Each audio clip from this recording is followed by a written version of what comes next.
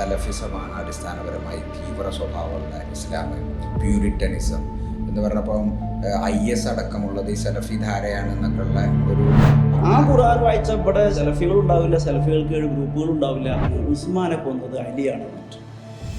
70,000 ആള് കൊല്ലുന്ന അതൊരു കാറ്റസ്ട്രോഫി അല്ലേ? അതല്ലേ നമ്മൾ ആ കാലത്ത് എങ്ങനെ മറച്ചു വെച്ചിട്ടുള്ളത്. അപ്പൊ അലി റളിയല്ലാഹു ഖലീഫ ആയിട്ടില്ല. പോഡ്കാസ്റ്റിൻ്റെ മറ്റൊരു എപ്പിസോഡിലേക്ക് സ്വാഗതം. ഇന്ന് നമ്മുടെ കൂടെ ഉള്ളത് കേരളത്തിൽ അറിയപ്പെടുന്ന ഇസ്ലാമിക രംഗത്തെ എഴുത്തുകാരനും ചിന്തകനും പ്രഭാഷകനൊക്കെ ആയ സ്വാലിഹ് പുതുമന്നാനി. അസ്സലാമു അലൈക്കും. അപ്പം ഞാൻ നിങ്ങളെക്കുറിച്ച് ആദ്യം ഓർക്കുമ്പം എൻ്റെ മനസ്സിലേക്ക് വരുന്നൊരു ഓർമ്മ എന്ന് പറഞ്ഞാൽ, ഞാൻ പണ്ട് ബുഖാരി ദഅവ കോളേജിൽ പഠിക്കുന്ന സമയത്ത് എൻ്റെ ഒരു ഓറിയൻറ്റേഷൻ ക്ലാസ്സിൽ തന്നെ ഇപ്പം നിങ്ങളെ വഹാബിസത്തിനെതിരെയും നിങ്ങളെ ആദ്യത്തെ 2 പുസ്തകങ്ങളെക്കുറിച്ചുള്ള പരാമർശം അതിലുണ്ട്. അപ്പം ഞങ്ങളെയൊക്കെ ഒരു റോൾ മോഡലേ നിങ്ങളന്ന് സാലിഹിനെ പോലെ ആവുക, അങ്ങനെ ഇസ്ലാമിനെ ഡിഫെൻഡ് ചെയ്യുക എന്നൊക്കെയുള്ള ഒരു സാധനം. പിന്നീട് കുറേ കാലം കഴിഞ്ഞപ്പോൾ സോഷ്യൽ മീഡിയയിൽ ഇതേ ആൾക്കാർ നിങ്ങളെ തെറി വിളിക്കുന്നതും നമ്മൾ ഇങ്ങനെ കാണുകയാണ്. എങ്ങനെയാണ് ഈ മാറ്റം ഉണ്ടാകുന്നത്? ഇപ്പം നിങ്ങൾ തുടക്കം ആദ്യത്തെ പുസ്തകം എനിക്ക് തോന്നുന്നത് ഇസ്ലാം നുഴഞ്ഞുകയറ്റ ഭീഷണി അല്ലേ? ഇപ്പോൾ ഇസ്ലാം നുഴഞ്ഞുകയറ്റ ഭീഷണിയിൽ അപ്പോൾ അന്നേ നിങ്ങൾ ഇസ്ലാമിനെതിരെ എന്ത് വരുന്നു എന്നുള്ളൊരു അന്വേഷണമാണ് അല്ലേ? അപ്പോൾ അവിടെ നിന്ന് മാറി ഇപ്പോൾ അവസാനം എത്തി നിൽക്കുന്നത്, നമുക്കതാണല്ലോ നമ്മളെ പ്രധാന ചർച്ച. എങ്ങനെയാണ് ഈ യാത്ര ഉണ്ടാകുന്നത്? നമ്മൾ ഇസ്ലാമിനെ കുറിച്ചുള്ള അന്വേഷണവും പഠനവും തന്നെയാണ് ഇപ്പോഴും തുടരുന്നത്. അതേസമയം അന്ന് നമ്മൾ ഈ സുന്നി പ്രസ്ഥാനത്തിൽ പ്രവർത്തിച്ചിരുന്നത് കൊണ്ട് നമ്മളെ പ്രധാന ശത്രുവായിട്ട് കണ്ടിരുന്നത് വഹാബിസം, മുജാഹിദുകളെ അങ്ങനെയാണ് വിളിക്കുക. ഞാൻ തന്നെ വഹാബിസത്തിൻ്റെ ഭീകരമുഖം എന്ന് പറഞ്ഞ 2ാമത്തെ പുസ്തകം എഴുതിയിട്ടുണ്ട്. അത് സുന്നി സമൂഹത്തിൽ വല്ലാതെ വായിക്കപ്പെട്ട, ചർച്ച ചെയ്യപ്പെട്ടൊരു പുസ്തകമാണ്. ആ അന്വേഷണ ബുദ്ധി എപ്പോഴും ഉണ്ട്. ഒന്ന് കൂടുതൽ സൂക്ഷ്മമായിട്ടൊരു കാര്യം പഠിക്കുക എന്ന നിലയ്ക്ക് അന്വേഷണം അങ്ങനെ മുന്നോട്ട് പോകുമ്പോൾ നമ്മുടെ മുന്നിലെത്തി നിന്നത് പിന്നെ വരുന്നത് ഈ ഷിഈസവുമായി ബന്ധപ്പെട്ട കാര്യങ്ങൾ. അത് ഈ വഹാബിസം ഒരു പ്രശ്നമല്ലാന്ന് പിന്നെ നിങ്ങൾക്ക് മനസ്സിലായോ? അതോ ഇല്ല, അങ്ങനെ പ്രശ്നമല്ലാതെ എന്നൊന്നല്ല പറയുന്നത്. അതേസമയം നമ്മൾ പറഞ്ഞു വച്ചിരുന്ന പോലുള്ള അതിഭീകരന്മാരൊന്നുമല്ല.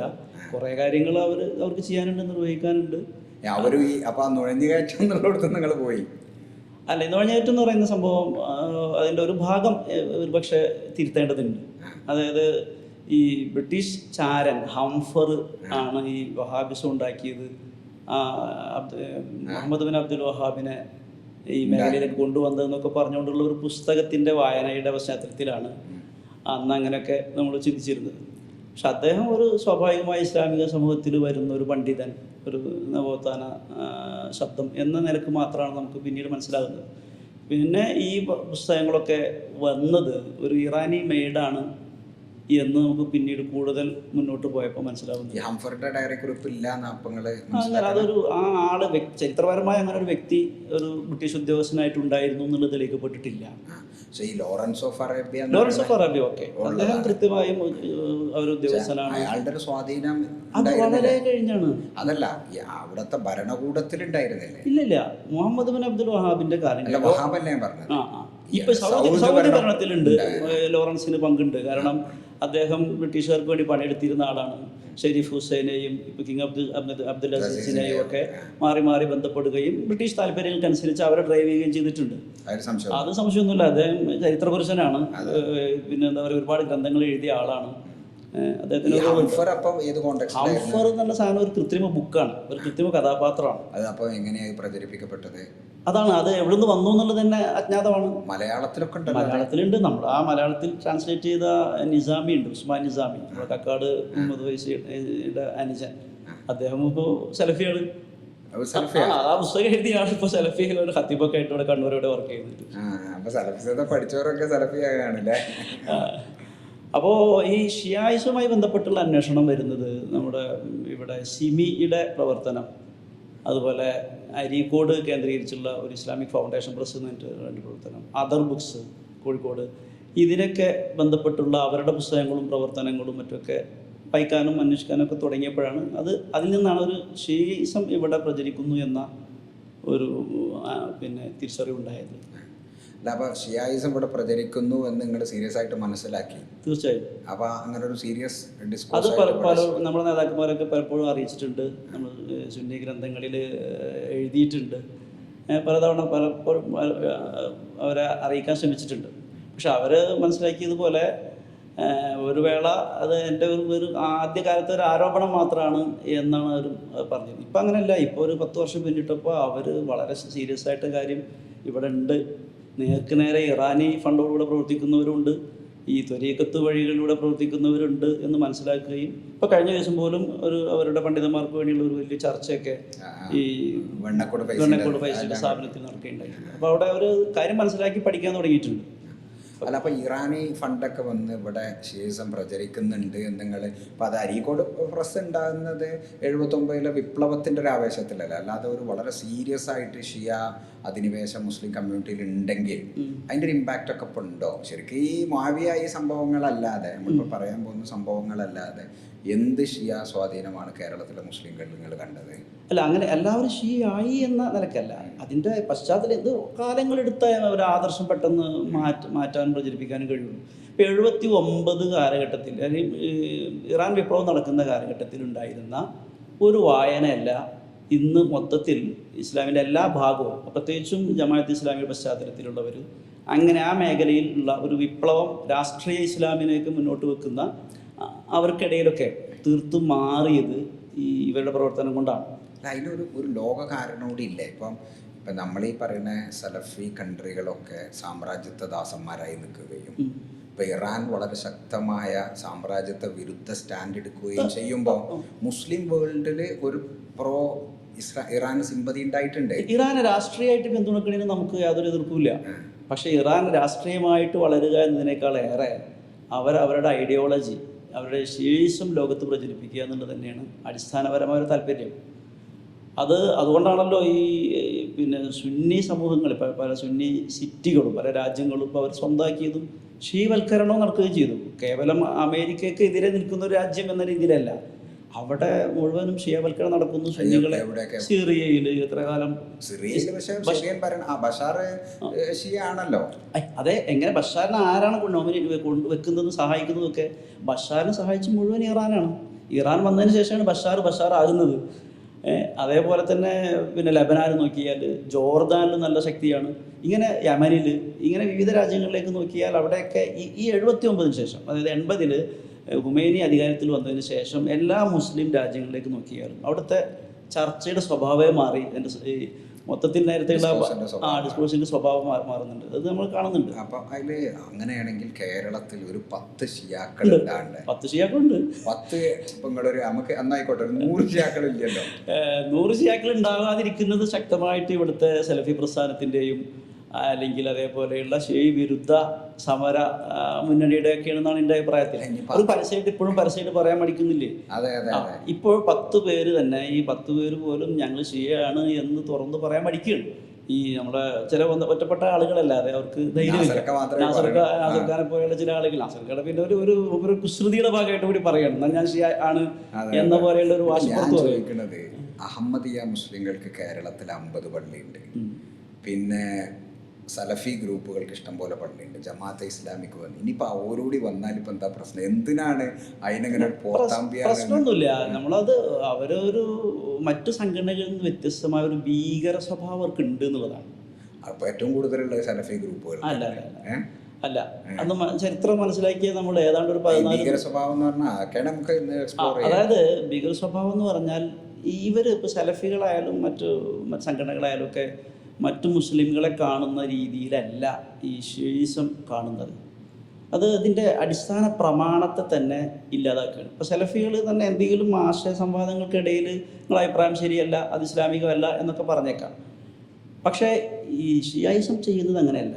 ഇവിടുത്തെ ഹദീസ് ഗ്രന്ഥങ്ങൾ ശരിയല്ല, ഖുർആൻ തന്നെ ഖുർആനല്ല. നിങ്ങളിപ്പോൾ അടുത്ത ദിവസം ഇവിടുത്തെ ഒരു ഷീ ഏജൻറ്റ് അല്ലെങ്കിൽ വക്താവ് സംസാരിച്ച് നിങ്ങൾ കേട്ടിരിക്കും. ഉസ്മാൻ റളിയല്ലാഹു അൻഹുവിന്റെ ഖുർആനല്ല ഖുർആൻ. അത് ഇന്റർവ്യൂല് പറഞ്ഞത്, നിങ്ങൾ ഇന്റർവ്യൂല് പറഞ്ഞത് അല്ല. സലാഹുദ്ദീൻ എന്ന് പറഞ്ഞിട്ട് ഒരുത്തം ഇപ്പൊ അടുത്ത് സംസാരിച്ചതാണ് ഞാൻ പറയുന്നത്. അദ്ദേഹം ഉസ്മാൻ റളിയല്ലാഹുവിന്റെ ഖുർആൻ സലഫി ഖുർആൻ എന്നാണ് പറയുന്നത്. അതായത് സൗദി ഗവൺമെന്റ് ഇറക്കിയ ഖുർആൻ എന്ന അർത്ഥത്തിലാണ് അതിനെ പറയുന്നത്. അത് അത്രയ്ക്ക് അത് അലിയുടെ കയ്യിലൊരു ഖുർആൻ ഉണ്ട്, അത് ഞാൻ കണ്ടു, അദ്ദേഹം പറഞ്ഞതാണ്, അത് ഞാൻ കണ്ടുക്കണു. അതിൽ ഈ പറയുന്ന പോലെ സൂറത്തുൽ ഫാത്തിഹ ഒന്നും അങ്ങനെയല്ല. ആ ഖുർആൻ വായിച്ച ഇവിടെ പിന്നെ സെലഫികളും ഉണ്ടാവില്ല, സെലഫികൾക്ക് 7 ഗ്രൂപ്പുകളും ഉണ്ടാവില്ല. അത് വളരെ സുതാര്യമാണ്, പടച്ചവനുമായിട്ടുള്ള എന്തോ വലിയ ബന്ധങ്ങളൊക്കെ പറയുന്ന വളരെ ആർക്കും മനസ്സിലാകാവുന്ന ഭാഷയുള്ള ഒരു ഖുർആനാണത് എന്നൊക്കെ പറഞ്ഞുകൊണ്ട് അവിടെ വരെ എത്തി. അതായത് ഷീസത്തിൻ്റെ ഏറ്റവും ലാസ്റ്റാണത്, എക്സ്ട്രീമാണ്. അതായത് ഷീസത്തിന് ഇനിയപ്പുറമൊന്നും പറയാനില്ല. ഇത് ഇവിടെ നിലവിൽ മുസ്ലിം ലോകം മുഴുവൻ ഇത്രയും കൊണ്ടു നടക്കുന്ന ഈ ഖുർആൻ അല്ല എന്ന് പറയുന്ന ഒരു വാദത്തിലേക്ക് അവരെത്തുന്നു. അതാണ് ഈ സലഫികളും മറ്റ് ജമാഅത്ത് ഇസ്ലാമിക്കാരും അല്ലെങ്കിൽ തബ്ലീഗോ സുന്നികളോ തമ്മിലുള്ള അഭിപ്രായ വ്യത്യാസം പോലെയല്ല. ഷീസത്തിൻ്റെ ബേസ് എന്ന് പറഞ്ഞാൽ അവർ ഇസ്ലാമിൻ്റെ അടിത്തറ മാന്തുക എന്നുള്ളതാണ്. അതാണ് നമ്മൾ അതിന് കൂടുതൽ അപകടകരമായി കാണുന്നത്. അങ്ങനെയൊക്കെ അതിനെ പിന്നെ നമ്മൾ പറയാം, അങ്ങനെ ഒരു സിദ്ധാന്തമൊക്കെ ഉണ്ടാക്കാൻ നമുക്ക് ഒരു കോൺസ്പിറസി തിയറിയൊക്കെ ഇതിൽ കൊണ്ടുവരാം. ഇപ്പം അതിൻ്റെ ഇപ്പം നിങ്ങൾ നേരത്തെ പറഞ്ഞു, നമുക്ക് ഇങ്ങനെ ആ വിഷയത്തിലേക്ക് കടക്കണമല്ലോ. അപ്പം അതിൻ്റെ മുന്നേ ഇപ്പം നിങ്ങൾ പറഞ്ഞല്ലോ ഷിയായിസത്തിനൊരു ഭീകര സ്വഭാവമുണ്ട്. ഇപ്പം സലഫികളെ കുറിച്ചല്ലേ നമ്മൾ അങ്ങനെ ഇപ്പം 21-ാം നൂറ്റാണ്ടിലും 20-ാം നൂറ്റാണ്ടിലൊക്കെ വേൾഡ് മനസ്സിലാക്കിയത് സലഫിസമാണ് അടിസ്ഥാനപരമായി തീവ്ര സ്വഭാവമുള്ള ഇസ്ലാം, പ്യൂരിറ്റനിസം എന്ന് പറഞ്ഞപ്പം IS അടക്കമുള്ളത് ഈ സലഫി ധാരയാണെന്നൊക്കെ ഉള്ള ഒരു ആ വായനയോടുള്ള നിങ്ങളുടെ വിലയിരുത്തൽ. 2 ഷിയായിസത്തെക്കുറിച്ച് ഇവിടെ പറയുന്ന, ഇപ്പം ഇറാനെക്കുറിച്ച് ഇവിടെ പറയുന്നത് എന്താ, പെൺകുട്ടികളെ ആക്രമിക്കുന്നു, പെൺകുട്ടികളെ അങ്ങനെ ഒരു സംഭവമൊന്നുമില്ല, അതവിടുത്തെ ഭരണകൂടത്തിൻ്റെ പ്രശ്നമാണ്. അപ്പം അതിനെക്കുറിച്ചുള്ള വിലയിരുത്തൽ എന്താ? ഈ സലഫീസം എന്ന് പറയുന്ന സാധനം ഇപ്പോൾ നമ്മൾ പറയുന്നത് ഈ ഇബ്നു അബ്ദുൽ വഹാബിൻ്റെ കാലം മുതലാണെങ്കിൽ ഒരു 2-3 നൂറ്റാണ്ട് കാലത്തെ പഴക്കമേ ഉള്ളൂ. ഈ ഷിയായിസത്തിൻ്റെ ചരിത്രം കുറച്ചും കൂടെ ഒരു 14-13 നൂറ്റാണ്ട് ബാക്കിലേക്ക് പോകണം. അവിടെ കഴിഞ്ഞു വന്നിട്ടുള്ള മുസ്ലിം സമൂഹത്തിൽ ചരിത്രത്തിലൊക്കെയും എന്നും ഒരു ശല്യമായി നിന്ന ഒരു പ്രസ്ഥാനമാണിത്. ഇപ്പം നിങ്ങൾ കേട്ടിരിക്കാം, സഫവിയ ഭരണകൂടം എന്ന് പറഞ്ഞിട്ട് സാധനമാണ് ഇറാൻ ഇപ്പോൾ ഈ ഷീ ആധിപത്യം ഉണ്ടായത് പിന്നെ ആദ്യം മുതലേ അങ്ങനെയല്ല. അതായത് വർഷങ്ങളായിട്ട് അങ്ങനെ തന്നെ എന്നും ഇറാൻ ഒരു ഷീ രാജ്യമൊന്നും ആയിരുന്നില്ല. ഈ സഫവി ഭരണകൂടം ഏതാണ്ട് 15-ാം നൂറ്റാണ്ട് 16-ാം നൂറ്റാണ്ട് സമയങ്ങളിൽ വന്നു. അവർ കുറച്ച് 1-2 നൂറ്റാണ്ടുകൾ ശക്തി വളരെ പ്രതാപത്തോടുകൂടെ വാണിരുന്നൊരു കാലമുണ്ട്. അതിനുശേഷമാണ് ആ നാട് ആ രൂപത്തിലേക്ക് മാറുന്നതൊക്കെ. ആ കാലഘട്ടത്തിലെ അവരുടെ ഒരു മുന്നേറ്റ ചരിത്രം, അവർ എങ്ങനെ അവിടെ സ്ഥാപിച്ചു, പിന്നെ എങ്ങനെ നിലനിന്നു എന്നുള്ളത് വായിച്ചാൽ നമുക്കറിയാം.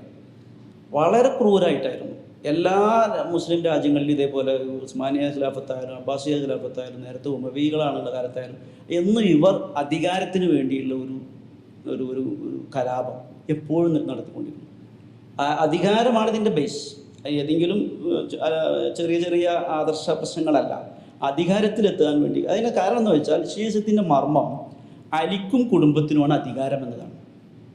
ഇസ്ലാമിൻ്റെ നായകത്വം വഹിക്കാൻ ഇവിടെ അർഹതയുള്ളത് അലിയും മക്കളും മാത്രമാണെന്നുള്ളത്. അലി റളിയല്ലാഹു അൻഹും മക്കളായിട്ടുള്ള മറ്റുള്ള ആളുകൾ. അപ്പോൾ അതുകൊണ്ട് തന്നെ സ്വാഭാവികമായിട്ടും ആ ഒരു അധികാരം ഉറപ്പിക്കുക എന്നുള്ളതാണ്. നിലവിലുള്ള ഒരു മുസ്ലിം ഭരണാധികാരിയും ഏത് പക്ഷമാവട്ടെ, ഏത് പിന്നെ കുടുംബ ഡൈനസ്റ്റി ആവട്ടെ, ഏതായാലും ശരി, അവർ ശരിയല്ല. അത് അബൂബക്കർ സിദ്ദീഖ് റളിയല്ലാഹു അൻഹു ശരിയല്ല, ഉമർ റളിയല്ലാഹു അൻഹുവിൻ്റെ ഭരണം ശരിയല്ല, ഉസ്മാൻ റളിയല്ലാഹു അൻഹു ശരിയല്ല, പിന്നീട് പിന്നെ ഏതായാലും വന്നവരൊന്നും തീരെയും ശരിയല്ല. അപ്പോൾ സ്വാഭാവികമായിട്ടും അലിക്കാണ് അധികാരം. അല്ലെങ്കിൽ പിന്നെ അലിയുടെ കാലം കഴിഞ്ഞാൽ മക്കൾക്കാണ് അധികാരം. അത് ഇപ്പോൾ ഇറാനിൽ നിലനിൽക്കുന്ന ഒരു ഷീസത്തിൻ്റെ ഗ്രൂപ്പാണ് ഇസ്നാശരിയ എന്ന് പറയുന്നത്. അവർ പറയുന്നത് 12 ഇമാമുകൾക്കാണെന്നാണ്. 12 ഇമാമുകൾക്കാണ് അധികാരം. അതായത് മക്കൾ പരമ്പരയിൽ വരുന്ന 12ാമത് വരെ വന്നിട്ടില്ല. 12ാമനാണ് മഹദി. ചെറിയ കുട്ടിയെ അതെ, വന്നു എന്ന് പറഞ്ഞാൽ ജനിച്ചില്ല എന്ന അഭിപ്രായമുണ്ട്. ഏതായാലും ജനിച്ചിട്ട് അദ്ദേഹം പിന്നെ അജ്ഞാതവാസത്തിലേക്ക് പോയി എന്നൊക്കെയാണ്. അതാണ് ഇനി വീണ്ടും മഹദിയായിട്ട് വരുമെന്നാണ് അവർ കരുതുന്നത്. ആ 12ാമത്തെ ആൾക്കാണ് ഇനി ഈ മുസ്ലിം ലോകത്തിൻ്റെ അധികാരം നൽകാൻ പാടുള്ളൂ എന്നുള്ളതാണ്, അർഹിക്കുന്നുള്ളൂ എന്നുള്ളതാണ്.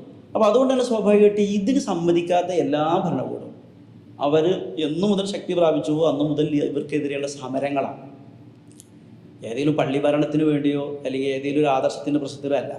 അധികാരം ഇവർക്ക് വേണമെന്നത്, അതിന് എപ്പോഴൊക്കെ അവർക്ക് പ്രക്ഷോഭം ഉണ്ടാക്കാൻ സാധിക്കുമോ അപ്പോഴൊക്കെയും പ്രക്ഷോഭം ഉണ്ടാക്കിയിട്ടുണ്ട്. അതാണ് ഇതിൻ്റെ വ്യത്യാസം. അതേസമയം ഈ സലഫി പ്രസ്ഥാനത്തിൻ്റെ വരവ് ഇപ്പോൾ 2 നൂറ്റാണ്ടിന് ശേഷം 2-3 നൂറ്റാണ്ടിന് ശേഷം വരുമ്പോൾ ഉണ്ടായിട്ടുള്ളത്, അവരുടെ ഈ മക്ക, മദീന, ഹിജാസ് പ്രദേശത്ത് പിന്നെ സ്വാഭാവികമായിട്ടുണ്ടായിട്ടുള്ള ഈ അനാചാരം എന്നവർ വിളിക്കുന്ന ഖബർ പൂജയുമായി ബന്ധപ്പെട്ടുള്ള കുറേ സംഗതികളും അത് നമുക്ക് ചർച്ച ചെയ്യാം. അത് കാര്യം കിടക്കുമ്പോൾ നമ്മൾ വീണ്ടും അങ്ങോട്ടോ പോകും. കുറേ കാര്യങ്ങൾ നമുക്ക് അവർ അനുകൂലിക്കേണ്ടി വരും.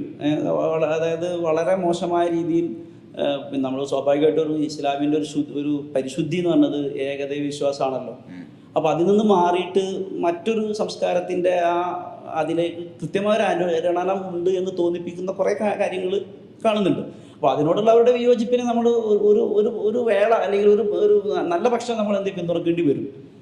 അപ്പോൾ അങ്ങനെയുള്ള സംഗതികൾ വ്യാപകമായപ്പോൾ അതിനെതിരെയാണ് ഈ മുഹമ്മദ് അബ്ദുൽ വഹാബ് വരുന്നത്.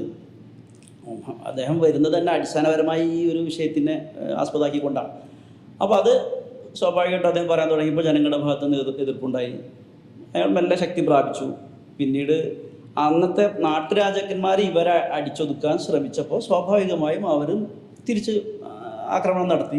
അതിലവർ കുറച്ച് നാടുകൾ കയ്യിൽ വന്നു, ഭരണം തുടങ്ങി.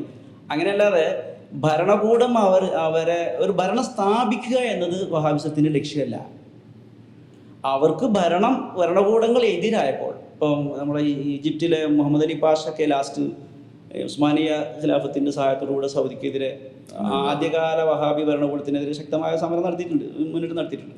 അപ്പോൾ അങ്ങനെയൊക്കെ അവരെ ആദർശപരമായി തന്നെ പ്രബോധനപരമായി തന്നെ നിർത്താൻ സമ്മതിക്കാതിരുന്ന ഒരു പശ്ചാത്തലത്തിലാണ് അവരും സമരരംഗത്തേക്ക് വരുന്നത്. ആ ഘട്ടത്തിൽ രണ്ടാം ഘട്ടത്തിൽ മുഹമ്മദ് അബ്ദുൽ വഹാബിൻ്റെയും മക്കളുടെയും കാലം കഴിഞ്ഞിട്ട് പിന്നെ കുറച്ച് കാലം വഹാബിസം ഉണ്ടായിരുന്നില്ല, അവർക്ക് നിലനിൽപ്പുണ്ടായിരുന്നില്ല. പിന്നെ കുറച്ച് കഴിഞ്ഞ് 1900-കളിൽ വീണ്ടും രണ്ടാമത് വന്നതാണ്. ആ വരവിൽ കുറച്ച് കാര്യമായ ആക്രമണങ്ങളൊക്കെ അവർ നടത്തിയിട്ടുണ്ട്. അതവരുടെ ആ പടയോട്ടത്തിൻ്റെ ഭാഗമായ ആക്രമണം എന്നല്ലാതെ അത് അവരുടെ ഒരു സ്ഥിരം നയം ആണെന്ന് നമുക്ക് അഭിപ്രായമില്ല. ഒരു സ്വാഭാവികമായും ഒരു മുന്നേറ്റം വരുമ്പോൾ എതിർപ്പുണ്ടാകുമ്പോൾ ആ കൂട്ടത്തിലുള്ള യുദ്ധവും അനുബന്ധ പിന്നെ ആക്രമണങ്ങളൊക്കെ ഉണ്ടാകുന്നു എന്നതിൻ്റെ അപ്പുറത്ത് അവർ ആദർശപരമായ ഒരു ഭരണം സ്ഥാപിക്കുക എന്ന ലക്ഷ്യമില്ല. ഇപ്പോഴും അങ്ങനെയാണല്ലോ, ഭരണകൂടത്തിനെതിരെ ഒന്നും ചെയ്യാൻ പാടില്ല എന്നതാണല്ലോ അവരുടെ സലഫിസം വ്യത്യാസപ്പെടുന്നതിൻ്റെ.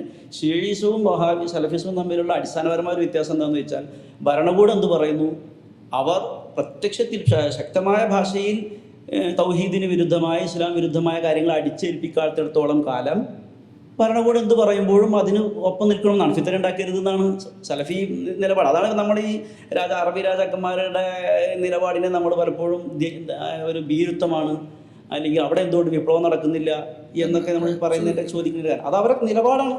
സലഫിൻ്റെ ഒരു നിലപാട് തന്നെ അതാണ്. പിന്നെ ശുദ്ധമായ അല്ലെങ്കിൽ വ്യക്തമായ കൃത്യമായ ഇസ്ലാം വിരുദ്ധ കാര്യങ്ങൾ അടിച്ചേൽപ്പിക്കുന്നത് വരെയും അതിന് അവർക്കെതിരെ സമരത്തിൽ നിൽക്കാൻ പാടില്ല. ഞാൻ ആ കോണ്ടെക്സ്റ്റിലല്ല ചോദിച്ചത്. എന്ന് വെച്ചാൽ ഇപ്പം നമ്മൾ ഈ ഇസ്ലാമിന്റെ ശുദ്ധവാദം ഭയങ്കരമായിട്ട് കൂടിയിട്ട് സ്ത്രീകളെ ഭയങ്കരമായി പർദ്ദയിലേക്ക് കൊണ്ടുപോകുക പൊതുവെ ഉള്ള എൻ്റെ വാദമല്ല ഞാൻ പറഞ്ഞത്. പിന്നെ അതേപോലെ IS ഒക്കെ പോലെ ഈ ജീവിക്കണമെങ്കിൽ ഇസ്ലാമിക ഭരണകൂടം വേണം, അവിടെ തന്നെ മറ്റു ഭരണകൂടങ്ങളോടും മറ്റു മനുഷ്യരോടും സഹകരിക്കരുത് എന്നൊക്കെ ഉള്ള അത് ISന്റെ ഒരു മുഹമ്മദ് ബിൻ അബ്ദുൽ വഹാബിൽ നിന്ന് കിട്ടിയതാണെന്ന് നമുക്ക് പറഞ്ഞുകൂടാം. എനിക്ക് കുറച്ചുകൂടി നമുക്ക് തോന്നുന്നുണ്ട് കുറച്ചുകൂടി അടുപ്പം അത് മൗദൂദി സാഹിബിനോട് ഇഖ്വാനിസത്തോടുമാണ്. അങ്ങനെ കാരണം അത് ആ പ്രത്യയശാസ്ത്രം മുന്നോട്ട് വെച്ചിട്ടുള്ളത് ഭരണകൂടമില്ലാതെ ഇസ്ലാമില്ല എന്ന പ്രത്യയശാസ്ത്രം മുന്നോട്ട് വെക്കുന്നത് മൗദൂദി സാഹിബും അവിടെ സയ്യിദ് കുത്തുബും ഇഖ്വാൻ ടീമുമാണ്. അല്ലാതെ ഈ സലഫികൾക്ക് അങ്ങനെ ഭരണകൂടം വേണമെന്നൊരു വാദം ഇപ്പോഴുമില്ല, എവിടെയില്ല. അതുകൊണ്ട് ആ ഒരു അർത്ഥത്തിലുള്ള ഒരു തീവ്രവാദം എന്നത് അവരുടെ ഭാഗത്ത് നമുക്ക് കാണാൻ കാണുന്നത്. ഇനി നമുക്ക് ഈ ഷിയായിസത്തിന്റെ അടിസ്ഥാന കാര്യങ്ങൾ ഇപ്പൊ നമ്മൾ വിളിച്ചതിന്റെ കാര്യങ്ങളൊക്കെ അറിയാലോ. എന്ന് പറഞ്ഞാൽ നിങ്ങളെ ഒരു പുതിയ പുസ്തകം വരുന്നു, 5ാം ഖലീഫ മുആവിയ, 4ാം ഖലീഫ മുആവിയ. അപ്പൊ അലി റളിയല്ലാഹുവിനെ പറ്റി ഇവിടെയുള്ള നിലവിൽ നിൽക്കുന്ന എല്ലാ വാദങ്ങളെയും നിരാകരിക്കുന്ന ഒരു സാധനമാണത്. അപ്പൊ നമുക്ക് ആ ചരിത്രം ഡീറ്റെയിൽഡ് ആയിട്ട് പറയണം. എന്താണ് ആ പുസ്തകത്തിന്റെ പശ്ചാത്തലം, എന്താണ് നിങ്ങളെ എന്തുകൊണ്ടാണ് അലി റളിയല്ലാഹുവിനെ വെട്ടി മുആവിയനെ നിങ്ങൾ ചേർക്കാൻ കാരണം? യഥാർത്ഥത്തിൽ ഇപ്പം നിലവിലുള്ള സലഫി ആവട്ടെ, സൂഫി ആവട്ടെ, ഷിഈ ആവട്ടെ, സുന്നി ആവട്ടെ, എന്തായാലും എല്ലാവരും ഒരുപോലെ അലി റളിയല്ലാഹു അൻഹുവിനെ ആദരിക്കുകയും ബഹുമാനിക്കുകയും വേണമെങ്കിൽ ഇസ്ലാമിക ഖിലാഫത്തിൻ്റെ ചരിത്രത്തിൽ 4ാം ഖലീഫയായിട്ട് അവരെ കാണുകയും ചെയ്യുന്നുണ്ട്. നമ്മൾ അങ്ങനെയൊക്കെ തന്നെ പഠിച്ചു വന്നതും മനസ്സിലാക്കിയതൊക്കെ അത് അങ്ങനെ തന്നെ മുന്നോട്ട് പോകണം തന്നെയാണ് നമ്മുടെയും താല്പര്യം. നമ്മളും പറയുന്നത് അതങ്ങനെ അതൊരു വീണ്ടും ഒരു പുനഃപരിശോധനയ്ക്ക് നിൽക്കേണ്ടതില്ല, അങ്ങനെ പൊട്ടെ എന്നുള്ള രീതി തന്നെയാണ്. പക്ഷെ ഇപ്പോൾ നമ്മളത് വീണ്ടും ഒരു ആലോചനക്ക് വിധേയമാക്കുന്നതിനൊരു പിന്നെ അടിയന്തര കാരണം എന്ന് വെച്ചാൽ ഇവിടെ ഇപ്പം നേരത്തെ പറഞ്ഞല്ലോ നിങ്ങൾ ഷിയയിസത്തിൻ്റെ പ്രചാരം അതിങ്ങനെ ഒരു ഷീ പ്രസ്ഥാനമായിട്ടോ പള്ളികളുമായിട്ടോ രൂപപ്പെട്ടിട്ടില്ലെങ്കിലും പള്ളികൾ അവർക്ക് നിർബന്ധമൊന്നുമില്ല. അവർക്ക് ചെറിയ ചെറിയ സ്വകാര്യ കൂട്ടായ്മകൾ ഉണ്ടായാൽ മതി. അങ്ങനെയൊന്നും ഇല്ല കേരളത്തിലുണ്ടോ? നടക്കുന്നുണ്ട്. 10 ആളല്ല. അതായത് ഞാൻ പറയാം, ഒരു 10-40 പേര്, ഒരു 40 പേരെങ്കിലും ഇവർ ഒത്തുകൂടുന്ന സദസ്സുകൾ ഉണ്ടാവാറുണ്ട്. അത് വളരെ തീവ്രമായിട്ട് മുന്നിൽ നിൽക്കുന്ന, ഇതിനൊക്കെ എപ്പോഴും അതെന്നെ ജോലി എന്ന് പറഞ്ഞാൽ നിൽക്കുന്ന ഒരു 10 ആളേ ഉള്ളൂ. അതാണ് നാസർക്ക് പറഞ്ഞ 10 ആൾ. അതേസമയം ഇവരുടെ ചടങ്ങുകൾ വെച്ചാൽ ഇപ്പോൾ ഈ മുഹറം 10-നോടനുബന്ധിച്ച് ഇപ്പോൾ കഴിഞ്ഞ ദിവസം ഇന്നലെ മിനിയാണ് അവരുടെ അർബഈൻ എന്ന് പറയുന്നൊരു അവസാന കർബലയുടെ സമാപ്തി ഉണ്ട്, 40ാമത്തെ ദിവസത്തെ. ആ 40 ആഘോഷിക്കുന്നതിൻ്റെ ഭാഗമായിട്ട് ഇവിടെ ഇറാഖിലൊക്കെ നമ്മൾ വീഡിയോ കണ്ടിട്ടുണ്ടാവും. അവിടെയൊക്കെ ഇങ്ങനെ ആകെ നിലവിളിയുടെ ഒക്കെ വീഡിയോ, അതിൻ്റെ ഭാഗമായി നടത്തുന്ന പരിപാടികൾക്ക് വരെ അവർ കൂടിയിട്ടുണ്ട്. അത് മിക്കവാറും അവർ കൂടുന്ന അതേ നിമിഷം തന്നെ അല്ലെങ്കിൽ അടുത്ത ദിവസം തന്നെ എനിക്ക് ഫോട്ടോസും പരിപാടിയും സാധനങ്ങളും കിട്ടും. അത് നമ്മുടെ ഇതിൻ്റെ മേഖലയിൽ ഉണ്ടായതുകൊണ്ട് സ്വാഭാവികമായിട്ടും ആളുകൾ അത് എത്തിച്ചേരും. ചിലപ്പോൾ അവരുടെ കൂട്ടത്തിലുള്ളവർ തന്നെയാണ് എത്തിച്ചേരുന്നത്. അതിനെന്താ സംഭവിച്ചാൽ ഞങ്ങളിവിടെ ഉണ്ട് എന്ന് ഞാൻ മനസ്സിലാക്കിക്കോട്ടെ, ഞാനിതൊന്ന് പുറത്തിട്ടോട്ടെ, അങ്ങനെ ചർച്ച വരണം. അവർ ചർച്ച വരാൻ ആഗ്രഹിക്കുന്നവരാണ്. ഞങ്ങളിവിടെ ഉണ്ട് എന്ന് എന്നെപ്പോലെയുള്ളവർ ഇത് പറഞ്ഞുകൊണ്ടിരിക്കാനാണ് അവരുടെ ആവശ്യം. കാരണം അപ്പോഴേ അവരിവിടെ എസ്റ്റാബ്ലിഷ്ഡ് ആവുള്ളൂ. ഇല്ലാത്തൊരു സാധനം ആയി പോകുമല്ലോ. അപ്പോൾ പറഞ്ഞു വന്നത് ഇവരുടെ ഇത്തരത്തിലുള്ള പ്രചരണം കൊണ്ട് ഇനി നേരത്തെ ഞാൻ പറഞ്ഞ ആചാരപരമായി അല്ലെങ്കിൽ മെമ്പർഷിപ്പ് എടുത്തുകൊണ്ട് ബൈഅത്ത് ചെയ്തുകൊണ്ട് ഒരു ഇവിടെ ഉണ്ടായിട്ടില്ലെങ്കിലും അവരുടെ ഈ പ്രചരണങ്ങളിൽ പെട്ടിട്ട് അടിസ്ഥാനപരമായ പല ആശയങ്ങളിലേക്കും വഴുതി മാറിപ്പോയ ധാരാളം പേരുണ്ട്. അവർ ഇവിടെ നിരന്തരം ഇപ്പോൾ ഒരു മുഹറം 10-നോടനുബന്ധിച്ച് അപ്പം തുടങ്ങും സ്വഹാബികളെ ചീത്ത പറഞ്ഞുകൊണ്ട് ആക്ഷേപിച്ചുകൊണ്ട് ഉള്ള ലേഖനങ്ങൾ, പ്രസംഗങ്ങൾ, എഴുത്തുകൾ എല്ലാം. അങ്ങനെ ആ പ്രചരണത്തിൻ്റെ ഇടയിൽ പൊതുവെ മനസ്സിലാക്കി വെച്ചിട്ടുള്ളത് അലി റളിയല്ലാഹു അൻഹുവിൻ്റെ മറുപക്ഷത്തുള്ള ആളുകളൊക്കെ അക്രമികൾ. അതിൽ ആരൊക്കെ ഉണ്ടെന്നുള്ളതൊന്നും അവർ ആലോചിക്കുന്നില്ല. പ്രത്യക്ഷത്തിൽ പറയുമ്പോൾ ഒരു മുആവിയയുടെ പേരാ പറയുക. അതേസമയം ആ കാലഘട്ടത്തിലെ പ്രമുഖരായ എല്ലാ സ്വഹാബികളും ഈ അലി വിരുദ്ധ ചേരിയിലാണുള്ളത്. അലി പക്ഷത്ത് അലിയുടെ കൂടെ ഉണ്ടായിരുന്നത് എടുത്തു പറയാവുന്ന 2 സ്വഹാബികളാണ്. ഒന്ന് അമ്മാർ ഇബ്നു യാസിർ റളിയല്ലാഹു അൻഹു, മറ്റൊന്ന് അബു അയ്യൂബ് അൻസാരി റളിയല്ലാഹു അൻഹു. പിന്നെ അലി റളിയല്ലാഹുവിൻ്റെ 4 മക്കളും. 4 മക്കൾ എന്ന് പറഞ്ഞാൽ ഹസന്, ഹുസൈന്, മുഹമ്മദ് ബിൻ ഹനീഫിയ എന്ന് പറയുന്ന നേരെ മകന്, മുഹമ്മദ് ബിൻ അബീബക്കർ എന്ന് പറയുന്ന വളർത്തു മകൻ. അബൂബക്കർ സിദ്ദീഖ് റളിയല്ലാഹു അൻഹു വഫാത്താകുമ്പോൾ കുഞ്ഞായിരുന്നു. അപ്പോൾ ആ ഉമ്മയെ അലി റളിയല്ലാഹു അൻഹു വിവാഹം ചെയ്യുന്നു. അപ്പോൾ അങ്ങനെ ഉമ്മയുടെ കൂടെ അലിക്കൊപ്പം വളർന്നവരാണ് ഈ മുഹമ്മദ് ബിൻ അബീബക്കർ എന്ന് പറയുന്നത്. ഈ 4 പേരും 2 നേരത്തെ പറഞ്ഞ സ്വഹാബികൾ. ആദ്യത്തിൽ ആ ഫസ്റ്റ് ടൈമിൽ ബൈഅത്ത് ചെയ്യുന്ന സമയത്ത് കുറച്ച് പേരൊക്കെ ഉണ്ടായിരുന്നു. അവർ പിന്നീട് ഈ അലി റളിയല്ലാഹു അൻഹു ആദ്യം നമുക്കിതൊന്ന് ഈ പ്രശ്നങ്ങളൊക്കെ ഒന്ന് ഒതുങ്ങിയിട്ട് അക്രമികൾക്കെതിരെ നടപടിയെടുക്കാമെന്നൊക്കെ പറഞ്ഞിരുന്ന അതിൽ വിശ്വസിച്ചുകൊണ്ട് കൂടെ കൂഫയിലേക്ക് പോയ കുറച്ച് ആളുകളൊക്കെ ഉണ്ടായിരുന്നു. സ്വഹാബി വലിയമാരായിട്ടുണ്ട്. അങ്ങനെ പ്രധാനികളല്ലാത്ത പലരുണ്ടായിരുന്നു. അങ്ങനെ കൂട്ടത്തിൽ കൂഫയിലേക്ക് പോയിട്ട് മാസങ്ങൾ കഴിഞ്ഞിട്ടും നടപടിയൊന്നും എടുക്കുന്നില്ല എന്ന് കണ്ടപ്പോൾ പിന്നെ ഉടമ്പടി പിൻവലിച്ചിട്ട് സിറിയ ഷാമിലേക്ക് മുആവിയുടെ അടുത്തേക്ക് വന്ന ആളുകളുടെ ലിസ്റ്റ് തന്നെ ഉണ്ട്. അത് കിതാബ് തന്നെ ഉണ്ട്. അസ്മാഉൽ വാഫിദി എന്ന് പറഞ്ഞുകൊണ്ടൊരു കിതാബ് തന്നെ ഉണ്ടായിരുന്നു. ആകെ ഇത് 2-3 നൂറ്റാണ്ടിൽ 222 ഹിജ്റ 222 മരണപ്പെട്ട അന്നത്തെ ഒരു മുഹദ്ദിസ് എഴുതിയ അസ്മാഉൽ വാഫിദി എന്ന് പറഞ്ഞിട്ട് 10 പേരാണ് അതിൽ കൊണ്ടിരുന്നുള്ളൂ. 10 പേര് മൂപ്പരുടെ ലിസ്റ്റിൽപ്പെട്ട 10 പേര്. അന്ന് ബൈഅത്ത് ചെയ്ത കുറച്ച് പേരെ ഉണ്ടായിരുന്നുള്ളൂ. ആ 10 പേര് പോലും പിന്നീട് അവിടെ നിന്ന് തിരിച്ചു പോരുന്നുണ്ട്. കാരണം നടപടികളൊന്നും എടുക്കുന്നില്ല, പറഞ്ഞ പോലൊന്നും കാര്യങ്ങൾ നടക്കുന്നില്ല എന്ന് ബോധ്യപ്പെട്ടപ്പോൾ ആ കൂട്ടത്തിൽപ്പെട്ട ഒരാളാണ് അലി റളിയല്ലാഹു അൻഹുവിൻ്റെ സ്വന്തം സഹോദരൻ മൂത്തക്ക അഖീൽ ബിൻ അബി താലിബ് എന്ന് പറയുന്നത്. ഇപ്പോൾ നമ്മൾ അഹ്ലുൽ ബൈത്ത് എന്നൊക്കെ പറഞ്ഞു സക്കാത്ത് കൊടുക്കാൻ പാടില്ലാത്ത അല്ലെങ്കിൽ അവർ വാങ്ങാൻ പാടില്ല എന്ന് പറയുന്ന ആ കുടുംബത്തിൻ്റെ പേര് പറയുമ്പോൾ എണ്ണുന്ന ആളാണ്, അഹ്ലുൽ ബൈത്തിൽപ്പെട്ട ആളാണ്. ഇദ്ദേഹം അലിയുടെ ബൈഅത്ത് പിൻവലിച്ച് മുആവിയുടെ അടുത്ത് പോയി ചേർന്നു. അതിനിപ്പോൾ എന്തൊക്കെ കാരണം പറയുന്നത്, സാമ്പത്തിക ലാഭം എന്നൊക്കെ പറഞ്ഞിട്ട് ഒരു കാരണം പറയാം. അത് പിന്നെ ഒരു പറച്ചിൽ മാത്രമാണ്. അപ്പോൾ സംഭവം എന്ന് വെച്ചാൽ ഞാൻ പറഞ്ഞു വന്നത്, അപ്പോൾ അങ്ങനെ മുആവിയ റളിയല്ലാഹു അൻഹുവിൻ്റെയും കൂടെ ഉണ്ടായിരുന്ന സ്വഹാബികളെയൊക്കെ അവരൊക്കെ അക്രമികളായിട്ടുള്ളൊരു വായന. നമ്മൾ അന്ന് നടന്നത് ആ 5 വർഷം, അത് ഉസ്മാൻ റളിയല്ലാഹു അൻഹു വധിക്കപ്പെട്ടത് മുതൽ പിന്നീട് അലി റളിയല്ലാഹു അൻഹു വധിക്കപ്പെടുന്നത് വരെയുള്ള 5 വർഷം. അല്ല അപ്പം ഞാൻ അതിൻ്റെ ഇടയിൽ ഇപ്പം നമ്മൾ ഉസ്മാൻ റളിയല്ലാഹുവിൻ്റെ അവിടുന്ന് തുടങ്ങണമല്ലോ. അപ്പം അതിൻ്റെ ഒരു പ്രധാനപ്പെട്ട കാരണം ഞാൻ ഇതുകൊണ്ട് ഒന്ന് പറയാം. അതായത് എന്തുകൊണ്ട് ഇങ്ങനെ ഒരു ചിന്ത, ഒരു പുനരാലോചന വന്നു എന്നുള്ളതാണ്. അപ്പോൾ പിന്നെ ഈ 5 വർഷത്തിനുള്ള കാലത്ത് നമ്മൾ ഫിത്ന കാലം എന്നാ പറയാം. കാരണം ഇത് പറയാൻ പറ്റിയ സംഭവങ്ങളല്ല, ഇതങ്ങനെ പുറത്തു പറയാൻ പറ്റിയ സംഗതിയല്ല. സംഗതി സ്വഹാബികൾ എല്ലാവരും വളരെ മഹാന്മാരും മഹത്തുക്കളായിട്ടുള്ള ആളുകൾ, അവർക്കിടയിൽ സംഭവിക്കാൻ പാടില്ലാത്തൊരു സംഭവമാണ്. അതുകൊണ്ട് തന്നെ അത് ഫിത്ന കാലം എന്ന നിലക്ക് എന്തോ അങ്ങനെ സംഭവിച്ചു, ഈ ഇരുട്ടുടെയും വാശിക്കും വക്കാണത്തിനൊക്കെ. പിന്നീട് അത് ഖേദത്തിലേക്ക് എത്തി, അവസാനം അത് ഐക്യത്തിലെത്തി.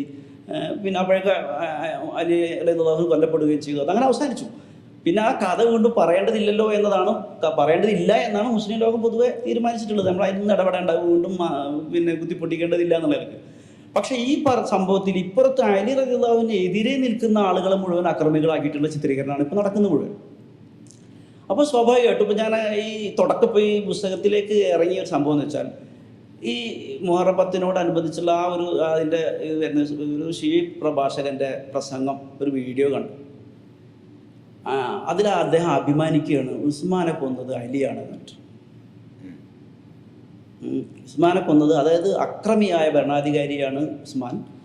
അതുകൊണ്ട് തന്നെ സമൂഹത്തിൻ്റെ ആവശ്യം മാനിച്ചുകൊണ്ട് ഉസ്മാനെ വധിച്ചത് അലിയാണ് എന്ന് പറഞ്ഞുകൊണ്ട് അതിൽ അഭിമാനം കൊണ്ടുകൊണ്ടുള്ളൊരു സംസാരം.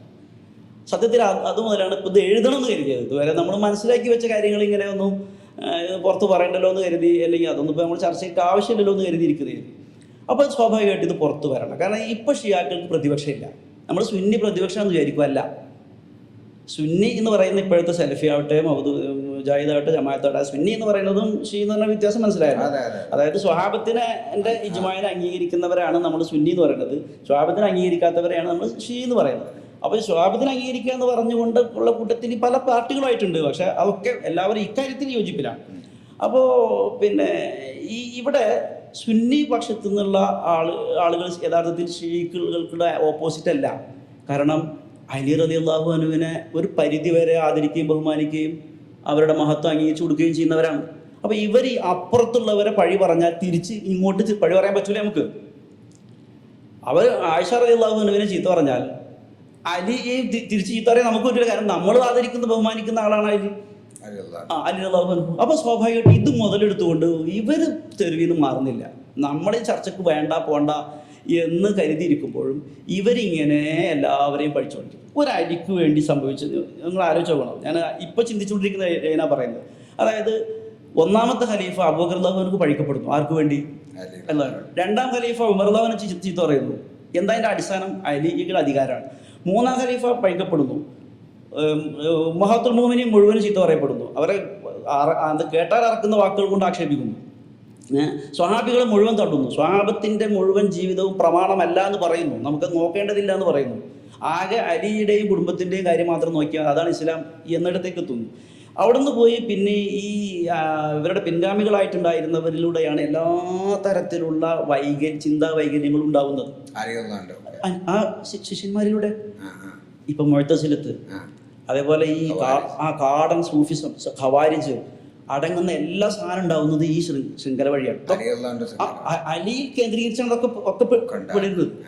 അപ്പോൾ സ്വാഭാവികമായിട്ടും ഒരു അലി റളിയല്ലാഹു അൻഹുവിന് വേണ്ടി നമ്മൾ സമുദായത്തെ മുഴുവനും പറയിപ്പിക്കുകയും അല്ലെങ്കിൽ അത് കേൾക്കേണ്ടി വരികയും ചെയ്യും. തിരിച്ചൊന്നുകൊണ്ട് പറഞ്ഞു തുടങ്ങിയാൽ അപ്പോഴേ ഇവർക്ക് പ്രതിരോധം ഉണ്ടാവുള്ളൂ. അതുവരെ പ്രതിരോധം നടക്കുന്നില്ല. ഇപ്പം നമ്മളിങ്ങനെ ഒരു ക്ഷമാപണത്തിൻ്റെ ഭാഷയിൽ നിൽക്കുകയാണ്, അഡ്ജസ്റ്റ്മെൻറ്റിൻ്റെ ഭാഷയിൽ നിൽക്കുകയാണ്. അത് മാറിയിട്ട് ഒരു പ്രതിരോധം ആവശ്യമുണ്ട്. കുറച്ചെങ്കിലും ആ കഥ ഒന്ന് പുറത്ത് വരേണ്ടതുണ്ട് എന്ന് ചിന്തിച്ച് ആണ് ഇപ്പോൾ ഇത് ചെയ്യുന്നത്. അപ്പം അതിലൊരു പ്രശ്നം വെച്ചാൽ അപ്പം അലി റളിയല്ലാഹുവിന് അധികാര കൊതി ഉണ്ടായിരുന്നു എന്നുള്ളൊരു തോന്നലാണല്ലോ. അപ്പം നിങ്ങൾ ഈ പറഞ്ഞതിൻ്റെ അകത്തു അങ്ങനെ ഒരു തോന്നൽ നിങ്ങൾക്ക് ഉണ്ടാവും അലിക്ക്? നമ്മളിപ്പോൾ കാണുന്ന ചരിത്രം വായിച്ചു നോക്കുമ്പോൾ, നമുക്ക് കിട്ടാവുന്ന ചരിത്രം ഇങ്ങനെ വായിച്ചു നോക്കുമ്പോൾ, ഈ ഭരണമാറ്റ സന്ദർഭങ്ങളിലൊക്കെയും ഇപ്പോൾ ആദ്യം 3 ഘട്ടങ്ങളാണ്. അപ്പോൾ ഫസ്റ്റിലാണ് ആദ്യമായിട്ടുള്ള നബി സല്ലല്ലാഹു അലൈഹി വസല്ലമ വഫാത്താകുന്നു. സ്വാഭാവികമായിട്ടും അടുത്ത ഖലീഫയെ തിരഞ്ഞെടുക്കാൻ പ്രത്യേകം നിർദ്ദേശിക്കപ്പെട്ടിട്ടില്ല എന്നാണ് നമ്മൾ വിശ്വസിക്കുന്നത്. അങ്ങനെ വിശ്വസിക്കുന്നവരെയൊക്കെ നാസിബിയും കാഫറും എന്നാണ് അവർ വിളിക്കുക. അതായത് കൃത്യമായും അലി തന്നെയാണ് അധികാരി എന്ന് വിശ്വസിച്ചില്ലെങ്കിൽ നമ്മളൊക്കെയും നാസിബി എന്നാണ് അവർ വിളിക്കുക. അവരുടെ ടൈം അതാണ്. ഇപ്പോൾ ഞാൻ എഴുതി തുടങ്ങിയപ്പോൾ പിന്നെ നാസിബി എന്ന് വിളിക്കുന്നുണ്ട്. ഈ വിളിക്കുന്നവരും അവരെ ഭാഷയിൽ നാസിബിയാണ്. കാരണം ഇത്രയേ ഉള്ളൂ. സുന്നി ഈ നാസിബിയും അല്ലാത്തതും തമ്മിലുള്ള വ്യത്യാസം വരുന്നത് വെച്ചാൽ അലിക്ക് സ്വമേധയാ ഇസ്ലാം അധികാരം നൽകിയിട്ടുണ്ട് എന്ന് വിശ്വസിക്കുമ്പോൾ ഷീ, അങ്ങനെയില്ല, തെരഞ്ഞെടുപ്പിലൂടെ അന്നത്തെ കാലഘട്ടത്തിൻ്റെ സ്വഭാവം അനുസരിച്ചൊക്കെ ആണ് ആളെ വെക്കേണ്ടത് എന്ന് വിശ്വസിക്കുന്നവൻ ആണ് നമ്മൾ സുന്നി. അത് അവരുടെ ഭാഷയിൽ നാസിബിയാണ്. അപ്പോൾ സ്വാഭാവികമായിട്ടും അബൂബക്കർ റളിയല്ലാഹു അൻഹുവിൻ്റെ ആ തെരഞ്ഞെടുപ്പ് സമയത്ത് കുറച്ചു കാലം അലി റളിയല്ലാഹു അൻഹു വിട്ടു നിൽക്കുകയും ചെറിയ ചെറിയ ഒരു തരം വിയോജിപ്പ് പ്രകടിപ്പിക്കുകയും ചെയ്തതായിട്ട് മനസ്സിലാക്കുന്നുണ്ട്. പിന്നെ ആ പൊതുവായ കൂട്ടമായ എല്ലാവരുടെയും പൊതുസമ്മതിയുടെ ഭാഗമായിട്ട് അദ്ദേഹവും ബൈഅത്ത് ചെയ്യുന്നുണ്ട്. അത് നമ്മുടെ നല്ല ഭാഷയിൽ, അതായത് അലി റളിയല്ലാഹുവിനോടുള്ള എല്ലാ മഹത്വവും വെച്ചുകൊണ്ട് അദ്ദേഹത്തിൻ്റെ നബി സല്ലല്ലാഹു അലൈഹി വസല്ലമയുടെ വിയോഗവും താമസിയാതെ തന്നെയുള്ള ആ ഒരു കുടുംബത്തിന് ഫാത്തിമ ബീവിക്ക് ഉണ്ടായിട്ടുള്ള ഷോക്കും ഒക്കെ മാനിച്ചുകൊണ്ട് ഈ രാഷ്ട്രീയ കാര്യങ്ങൾ ഇടപെടാൻ കഴിയാതെ മാറുന്നതാണ് എന്ന് നമ്മൾ അതിനെ വ്യാഖ്യാനിച്ചിരുന്നത്. പക്ഷേ സ്വാഭാവികമായിട്ട് ഇത് കാണുമ്പോൾ അങ്ങനെ എന്തോ ഒരു ദാഹം ഉണ്ടായിരുന്നോ, അധികാരദാഹം ഉണ്ടായിരുന്നോ എന്ന് ചിന്തിച്ചു പോകാം. അങ്ങനെ പറഞ്ഞാൽ ചരിത്രപരമായത് അയാളൊന്നും പറയാൻ പറ്റില്ല. കാരണം അയാൾ അങ്ങനത്തെ ചില ആക്ടിവിറ്റീസുകൾ, നടപടികൾ അതിൽ കാണുന്നുണ്ട്. ഉസ്മാൻ റളിയല്ലാഹു അൻഹുവിൻ്റെ ഭാഗത്തിന് ശേഷം കൃത്യമായിട്ട് ഇത് പ്രകടമായോ എന്ന് സംശയിക്കണം. അതായത് ഉസ്മാൻ റളിയല്ലാഹു അൻഹുവിന് വധിക്കപ്പെടുമ്പോൾ പ്രമുഖ സ്വഹാബികളൊക്കെ ഹജ്ജിന് മക്കയിലാണ്, മദീന കാലിയാണ്. മദീനയിലുള്ളത് അലി റളിയല്ലാഹു അൻഹുവും ഈ പറഞ്ഞ 2-3 മക്കളും പിന്നെ അവിടെ കലാപകാരികളായിട്ട് അവിടെ മദീനയിൽ പ്രകടനം വിളിച്ചുകൊണ്ടിരിക്കുന്ന, ബഹളം വെച്ചുകൊണ്ടിരിക്കുന്ന ആളുകൾ മാത്രമാണ്. അപ്പോൾ ഇവരൊന്നും ഹജ്ജിന് പോകുന്നത് ഇവരെന്താ ഹജ്ജിന് പോകാനെന്ന് അറിയില്ല. അത് ചിലപ്പം പോയില്ലേ, അത് വേറെ ചോദ്യമാണ്. അത് നമ്മൾ അന്വേഷിച്ചിട്ടുമില്ല. കാരണം ഹജ്ജിന് പോകണ്ടെന്ന് വെച്ചിട്ടുണ്ടായിരിക്കും. അത് ഏതായാലും ഇവിടെ ഇവരുടെ മുന്നിൽ വെച്ചുകൊണ്ടാണ് കൊല ചെയ്യപ്പെടുന്നത്. കൊല ചെയ്യുന്നതിന് അക്രമത്തിൻ്റെ മുന്നിൽ നിൽക്കുന്നത് ആരാ? ഒക്കെ അലി റളിയല്ലാഹു അൻഹുമായി ബന്ധമുള്ള ആളുകളാണ്. ഒന്നിപ്പോൾ മുഹമ്മദ് ബിൻ അബീ ബക്കർ, അബൂബക്കർ സിദ്ദീഖിന്റെ മോനാണ്. അബൂബക്കർ സിദ്ദീഖിന്റെ മോൻ എന്നുള്ള ഉപ്പ എന്ന അർത്ഥത്തിൽ മാത്രമേ അബൂബക്കർ സിദ്ദീഖിന്റെ മോനുള്ളൂ. വളർത്തിയത് മുഴുവൻ അലി റളിയല്ലാഹു അൻഹു ആണ്. അവിടെയാണ് അവരുടെ കൂടെയുള്ളത്. അദ്ദേഹമാണ് വാതിൽ തുറന്ന് അകത്ത് കടക്കുന്നതും ഉസ്മാൻ റളിയല്ലാഹു അൻഹുവിന്റെ താടിക്ക് പിടിക്കുന്നതും വരെ ചരിത്രം റെഡിയാണ്. പിന്നെ അപ്പോൾ ചാടി പിടിച്ചപ്പോൾ ഉസ്മാൻ റളിയല്ലാഹു അൻഹു പറഞ്ഞു, നിന്റെ ഉപ്പ വരെ ബഹുമാനിച്ച താടിയാണിത് എന്ന് പറഞ്ഞപ്പോൾ അദ്ദേഹം കൈയെടുത്തു എന്നാണ് ഒരു പക്ഷം. നമ്മൾ അങ്ങനെ തന്നെ വിശ്വസിക്കാം. പക്ഷെ എന്നാലും അവിടെ അത്രയും ചെയ്തു. തൊട്ട് പിന്നിലുള്ളത് മാലിക് ബിൻ അഷ്തർ എന്ന് പറയുന്ന ഒരു കലാപകാരിയാണ്. അദ്ദേഹം കൂഫക്കാരനാണ്, കൂഫയിൽ നിന്ന് വന്ന ആളാണ്, വലിയ യോദ്ധാവാണ്, നല്ല പ്രഭാഷകനാണ്, എല്ലാം കൊണ്ടും മിടുക്കനാണ്. അദ്ദേഹമാണ് വന്നിട്ട് വീണ്ടും ആക്രമിക്കുന്നത്. ഇതിൽ ആരാണ് കുത്തിയത് എന്നുള്ളതേ സംശയമുള്ളൂ. കുത്തുകയും വെട്ടുകയും ചെയ്തു. ഭരണകൂടത്തിന് ഇതിന്റെ പ്രതിരോധമൊന്നുമില്ലേ? ഭരണകൂടത്തിന്റെ പ്രതിരോധം എന്ന് പറയുന്നത് ഈ അവിടെ സൈനികർ എന്നുള്ള ഒരു പ്രത്യേക വിഭാഗം ഉണ്ടായിട്ടില്ല. പിന്നെ അതിന് അങ്ങനെയൊക്കെയുള്ള ഇതൊക്കെ അത്ര ശാന്തമല്ലേ. അവിടെ ശരിക്കും പറഞ്ഞാൽ ഉമർ റളിയല്ലാഹു അൻഹു ഒരു പ്രൊട്ടക്ഷൻ ഉണ്ടോ, ഒരു ബോഡി ഗാർഡ് ഉണ്ടോ? റസൂലുള്ളാഹി സ്വല്ലല്ലാഹു അലൈഹി വസല്ലമയുടെ കാലത്ത് തന്നെ അങ്ങനെയാണ്. ഉമർ റളിയല്ലാഹു അൻഹുവിനെ കാണാൻ വന്നൊരു ചക്രവർത്തിയുടെ കഥ നമ്മൾ കേട്ടിട്ടുണ്ട്. എവിടെ ഉമറും സൈന്യങ്ങളൊക്കെ എവിടെയെന്ന് വെച്ചപ്പോൾ ഒരു സൈഡിൽ കിടന്നുറങ്ങിയില്ലേ. അന്നിപ്പോൾ അങ്ങനെ ആ ഒരു കച്ചറ ഉണ്ടാക്കാനോ കൊല്ലാനോ ഇതിനൊന്നും ആലോചിക്കുന്ന ഒരു ചുറ്റുപാടായിരുന്നില്ലല്ലോ. ഇത് പെട്ടെന്ന് കലാപകാരികൾ വളയുന്നു, മദീനയിൽ വരുന്നു, പ്രശ്നം ഉണ്ടാക്കുന്നു. ഇദ്ദേഹമാണെങ്കിൽ ഉസ്മാൻ റളിയല്ലാഹു അൻഹു ശാന്തനാണ്. ഇപ്പോൾ തന്നെ അവർ എന്താ വെച്ചാൽ പറയട്ടെ അവിടെ നോട്ടെ എന്നൊക്കെ പറഞ്ഞു. കുറച്ച് ദിവസമൊക്കെ ഭക്ഷണം മുടക്കി ഉപരോധമൊക്കെ ഏർപ്പെടുത്തി. ആ സമയത്ത് സഫിയ ബീവി, അപ്പുറം നബി സല്ലല്ലാഹു അലൈഹി വസല്ലം പത്നി, ഭക്ഷണം കൊണ്ടുകൊടുക്കാൻ വേണ്ടി ഒരു കുതിരപ്പുറത്ത് പോകുമ്പോൾ, ഒരു കഴുതപ്പുറത്ത് പോകുമ്പോൾ ആ കഴുതയെ ആക്രമിച്ച് വീഴ്ത്തിയ ആളാണ് ഈ അഷ്തർ, മാലിക് ബിൻ അഷ്തർ. എന്നിട്ട് പിന്നെ എന്തോ ഒരു പരകമലൊക്കെ വെച്ച് 2 കൂട്ടർ കൂടെ ആളെ സഹായത്തിൽ ഭക്ഷണം എത്തിച്ചു കൊടുക്കാനുള്ള ശ്രമം നടത്തിയിരുന്നു. ഈ സഫിയ ബീവിയും ഭാര്യയായ ഉസ്മാൻ റളിയല്ലാഹു അൻഹുവിൻ്റെ ഭാര്യയായിട്ടുള്ള നായിലയും ആ വീട്ടിലെ സെർവൻസും ഒക്കെ സാക്ഷിയാണ് ഈ സംഭവത്തിന്. നായിലയുടെ കൈ ഏറ്റിട്ടുണ്ട്. പിന്നീട് മുആവിയ പ്രക്ഷോഭം വികാരപ്പെടുത്താൻ വേണ്ടി ഈ വിരൽ എടുത്ത് കാണിക്കുന്നുണ്ട്. ജമൽ സിഫീൻ ഇതുമായി ബന്ധപ്പെട്ടിട്ട്. കാരണം ആ വിരല് ഒരു വലിയ സാക്ഷിയാണ്. അവർ ഉന്നയിക്കുന്ന സംഭവം എന്ന് വെച്ചാൽ ഇവിടെ കൊലപാതകത്തിന് കൃത്യമായ ദൃക്സാക്ഷികൾ ഇവിടെ ജീവിച്ചിരിപ്പുണ്ട്. അലി റളിയല്ലാഹു അൻഹുവിന്റെ പക്ഷം എന്താണെന്ന് വെച്ചാൽ ആരാണ് ചെയ്തതെന്ന് അറിയില്ല എന്നാണ്. സാക്ഷി വിസ്താരത്തിൽ നിൽക്കണമല്ലോ. ഒന്നും നടന്നില്ല. ഞാൻ പറഞ്ഞു വരുന്നത് അവിടെയാണ്. അലി റളിയല്ലാഹു അൻഹുവിന് ഈ കൊലപാതകം നടന്നു. കൊലപാതകത്തിലേക്ക് നമ്മൾ വീണ്ടും തിരിച്ചു, അത് പോട്ടെ. ഇത് നടന്ന ഉടനെ പെട്ടെന്ന് തന്നെ കുറച്ച് ആളുകൾ ഒരുമിച്ച് കൂടിയിട്ട് നിങ്ങളാണ് അടുത്ത ഖലീഫ എന്ന് പറഞ്ഞുകൊണ്ട് വരികയാണ്. പ്രമുഖ സ്വഹാബികൾ ആരുമില്ല. നമുക്ക് റെഡി എന്ന് പറഞ്ഞ് ഏൽക്കുകയാണ്. അപ്പോൾ ആദ്യത്തിൽ അലി റളിയല്ലാഹുവിൻ്റെ ഒരു പ്രതികരണമായിട്ട് കാണുന്നുണ്ട് ചരിത്രത്തിൽ. നിങ്ങൾ ഈ അക്രമികളും കൊലപാതകങ്ങളുമായ ആളുടെ കൈകൊണ്ടാണോ ഞാൻ ഒരു മുസ്ലിങ്ങളുടെ നേതാവായിട്ട് വരുന്നത് എന്ന് പറഞ്ഞിട്ട് പിന്മാറാൻ ശ്രമിക്കുന്നതായിട്ട് കാണുന്നുണ്ട്. പക്ഷെ അവരുടെ നിർബന്ധത്തിന് വഴങ്ങി എന്ന പോലെയാണ് പിന്നീട് അദ്ദേഹം അവർ പറഞ്ഞ പോലെ തന്നെയായി അങ്ങനെ പ്രഖ്യാപിച്ചു. ഇവിടുന്ന് ഹജ്ജ് കഴിഞ്ഞ് പല പ്രമുഖരും നാട്ടിലെത്തിയപ്പോൾ സുബൈർ റളിയല്ലാഹു അൻഹു അതുപോലെ ത്വൽഹ റളിയല്ലാഹു അൻഹുവിനെ പോലെയുള്ളവരൊക്കെ വന്ന് പെട്ടെന്ന് ബയ്യത്ത് ചെയ്തു. ഇതിനിടയിൽ മദീനയിൽ വന്ന പിന്നീട് അവിടെ അബ്ദുല്ലാഹിബിൻ ഉമർ റളിയല്ലാഹുവിനെ പോലെയുള്ള ആളുകൾ അവർ കൂട്ടാക്കിയില്ല. പ്രശ്നം പഠിച്ചിട്ടേ ചെയ്യുള്ളൂ എന്ന് പറഞ്ഞു. ഒരേ ആളുകൾ രണ്ട് പക്ഷത്തും നിൽക്കാത്തവരുണ്ട്. ഈ രണ്ട് പക്ഷത്ത് നിൽക്കാത്തവർ സത്യത്തിൽ അലിയെ പിന്തുണക്കാത്തവരാണല്ലോ. എതിർപക്ഷത്തുണ്ടായവരും മൗനം പാലിച്ചവരും രണ്ടും അലിയുടെ എതിർപക്ഷത്തുള്ളവരാണ്, അതായത് അലിയെ പിന്തുണക്കാത്തവരാണ്. അപ്പോൾ അവർ അബ്ദുല്ലാഹിബിൻ ഉമറിനെ ഭീഷണിപ്പെടുത്തുന്നുണ്ട്. നിങ്ങൾ വന്ന് ജനങ്ങളുടെ മുന്നിൽ വന്ന് ബയ്യത്ത് ചെയ്യണം, അല്ലെങ്കിൽ അധികം എന്നൊക്കെ പറയുന്നുണ്ട്. ഇതൊക്കെ കേവല കഥയല്ല ഞാനീ പറയുന്നത്, ഇതൊക്കെ ആധികാരിക ചരിത്ര ഗ്രന്ഥങ്ങളാണ്. ഏതായാലും അങ്ങനെ ഒരുപാട് പേർ നമുക്കറിയാവുന്ന പ്രമുഖരായ പല സ്വഹാബികളും അവിടെ പിന്തുണച്ചിട്ടില്ല. 4 മാസം വരെ ഈ ചർച്ചകൾ ഇങ്ങനെ നീണ്ടുപോയി. അതായത് പ്രതികളെ പിടിക്കണം, പ്രതികളുടെ ബയ്യത്തിൽ ഒരു ആളെ അമീറാക്കാൻ പറ്റില്ല. അപ്പം അലി റളിയല്ലാഹു അൻഹു ബൈഅത്ത് ചെയ്യപ്പെട്ടിട്ടില്ല, ഖലീഫയായിട്ട് ചെയ്യപ്പെട്ടു. ഒരു ചെയ്യപ്പെടേണ്ട ആളുകൾ ചെയ്തിട്ടില്ല. ചെയ്യേണ്ട ആളുകളുണ്ടല്ലോ, കുറച്ച് ആളുകൾ ചെയ്തിട്ടുണ്ട്. അത് അതായത് സാധാരണ ഇതിന് പറയല് നമ്മൾ ഒരു മുഖ്യന്മാരായ ആളുകൾ, പൗരമുഖ്യന്മാരായ ആളുകളുടെ പിന്തുണ കിട്ടിയിട്ടില്ല. അവർ വരുമ്പോഴേക്ക് തന്നെ ഇത് പ്രശ്നമാകെ അങ്ങോട്ടും കൊണ്ട് 3 ഗ്രൂപ്പായി. ഒന്ന് അലിയെ പിന്തുണക്കുന്ന ആ ജനങ്ങളുടെ പക്ഷം, പിന്നെ മവനികൾ, പിന്നെ എതിരാളികൾ. ഈ പറഞ്ഞ 2 പേർ പ്രമുഖ സ്വഹാബികൾ എന്ന് പറയാവുന്ന 2 പേര് ബയ്യത്ത് ചെയ്തു, ഈ സുബൈറും ത്വൽഹയും. പക്ഷെ അവർ 4 മാസം കഴിഞ്ഞിട്ടും അലി ഈ കലാപകാരികൾ അക്രമികൾക്കെതിരെ ഒന്നും ചെയ്യുന്നില്ല എന്ന് കണ്ടപ്പോൾ മാറി. 5-ാമത്തെ മാസമാണ് ജമൽ യുദ്ധം ഉണ്ടാകുന്നത്. ഈ ജമൽ യുദ്ധം മുആവിയൊക്കെ രംഗത്ത് വരുന്നത് എപ്പോഴാണ്? കുറെ കഴിഞ്ഞാണ്. 5 മാസം കഴിഞ്ഞപ്പോൾ തന്നെ ജമൽ യുദ്ധം ഉണ്ടാകുന്നുണ്ട്. ഈ ജമൽ യുദ്ധത്തിന് നേതൃത്വം കൊടുക്കുന്ന ആയിഷ ബീവിയാണ്. ആയിഷ ബീവിയാണ് ആദ്യമായിട്ട് ഇതിന് സമര സ്വഭാവത്തിലേക്ക് മാറുന്നത്. അതായത് ഇവരെല്ലാവരും ഈ ആയിഷ ബീവിക്ക് അങ്ങനെ സമൂഹത്തിൽ ഇങ്ങനെ പുറത്തു വന്ന് യുദ്ധം ചെയ്യാനൊക്കെ അന്നത്തെ ഒരു കോണ്ടെക്സ്റ്റിൽ പറ്റുമായിരുന്നു. അതാണ് അന്ന് അവിടെ വിശ്വാസികളുടെ ഉമ്മ എല്ലാവരും മരുവനാണ്, ഉമ്മയാണ്. സ്വാഭാവികമായിട്ടും ഉസ്മാൻ റളിയല്ലാഹു കൊല്ലപ്പെട്ടത് ആലോചിച്ച് പലപ്പോഴും മഹദി വളരെ വികാരപ്പെടാറുണ്ട്. അവിടെ എന്താ ചെയ്തതെന്ന് ആലോചിച്ച് നോക്കൂ. നബി സല്ലല്ലാഹു അലൈഹി വസല്ലമയുടെ 2 മക്കളെ കല്യാണം കഴിച്ച മുസ്ലിങ്ങളുടെ ഒരു ഖലീഫയെ ആർക്കൊന്നും ഒരു എതിർപ്പും ഇല്ലാതെ കൊല ചെയ്യപ്പെടുകയാണ്. എന്നിട്ട് അവർ അങ്ങാടിയിൽ മദീനയിൽ നടക്കി വരസുക. ഈ കൊന്ന ആൾക്കാർ ആരും ഒന്നും ഒരു അലിയുടെ പക്ഷത്തു നിന്ന്, അലി റളിയല്ലാഹുവിന്റെ പക്ഷത്തു നിന്ന് ഒരു എതിർപ്പുണ്ടായില്ല. മുആവിയ പിന്നീട് സമരരംഗത്തേക്ക് വന്നതിന് ശേഷം കിട്ടുന്നവരെ ഓരോരുത്തരായിട്ട് പലയിടത്തു നിന്നും പിടികൂടിയിട്ടുണ്ടായിരുന്നു.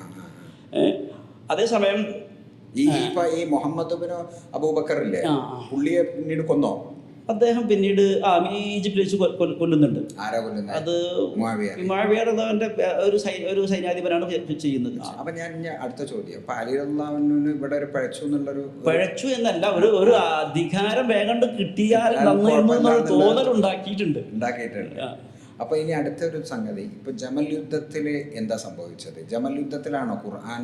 അല്ല, അത് സിഫീന്റെ ലാസ്റ്റ്. ജമൽ എത്ര കാലം നിന്നു? കുറച്ചു കാലം. അത് വളരെ കുറഞ്ഞ സമയത്ത് ആളുകൾ കൊല്ലപ്പെട്ടു. കുറച്ചു പേരൊക്കെ കൊല്ലപ്പെട്ടിട്ടുണ്ട്. ആയിഷ ബീവി ആയിരുന്നു ഉണ്ടായിരുന്നത്, ത്വൽഹയും സുബൈർ 3 പേരാണ്.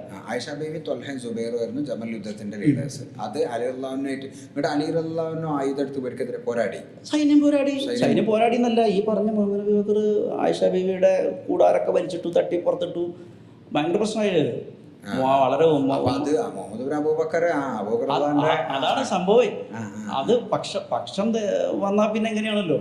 അപ്പൊ അവിടെ നീ ഒന്ന് ചോദിക്കുന്നൊക്കെ ഉണ്ട്. അതായത് അവര് ഹിജാബിലൊക്കെ കഴിയുന്നവരാണല്ലോ. അപ്പൊ അതിൽ നമ്മുടെ ചോദ്യം, ഈ സിഫീനിൽ എത്ര ആള് കൊല്ലപ്പെട്ടു?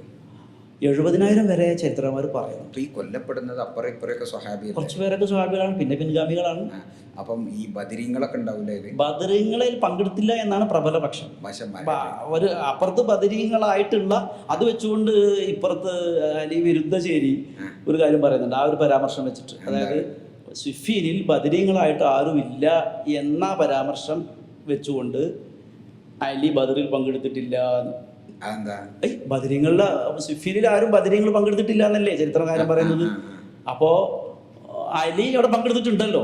അലി ആ പങ്കെടുത്ത അലി ബദറിലും പങ്കെടുത്തിട്ടില്ല എന്ന് മനസ്സിലായില്ല. അങ്ങനെ വായന പങ്കെടുത്തിട്ടുണ്ട് എന്ന് നമ്മൾ പറയുന്നു. പക്ഷേ സിഫീനിൽ ബദരീങ്ങൾ ആരും പങ്കെടുത്തിട്ടില്ല എന്ന് പറയുമ്പോൾ അലിയും പെടില്ല എന്ന് വായിക്കുന്നവരുണ്ട്. നിങ്ങൾക്ക് അഭിപ്രായം ഉണ്ടോ? എനിക്ക് അഭിപ്രായമില്ല.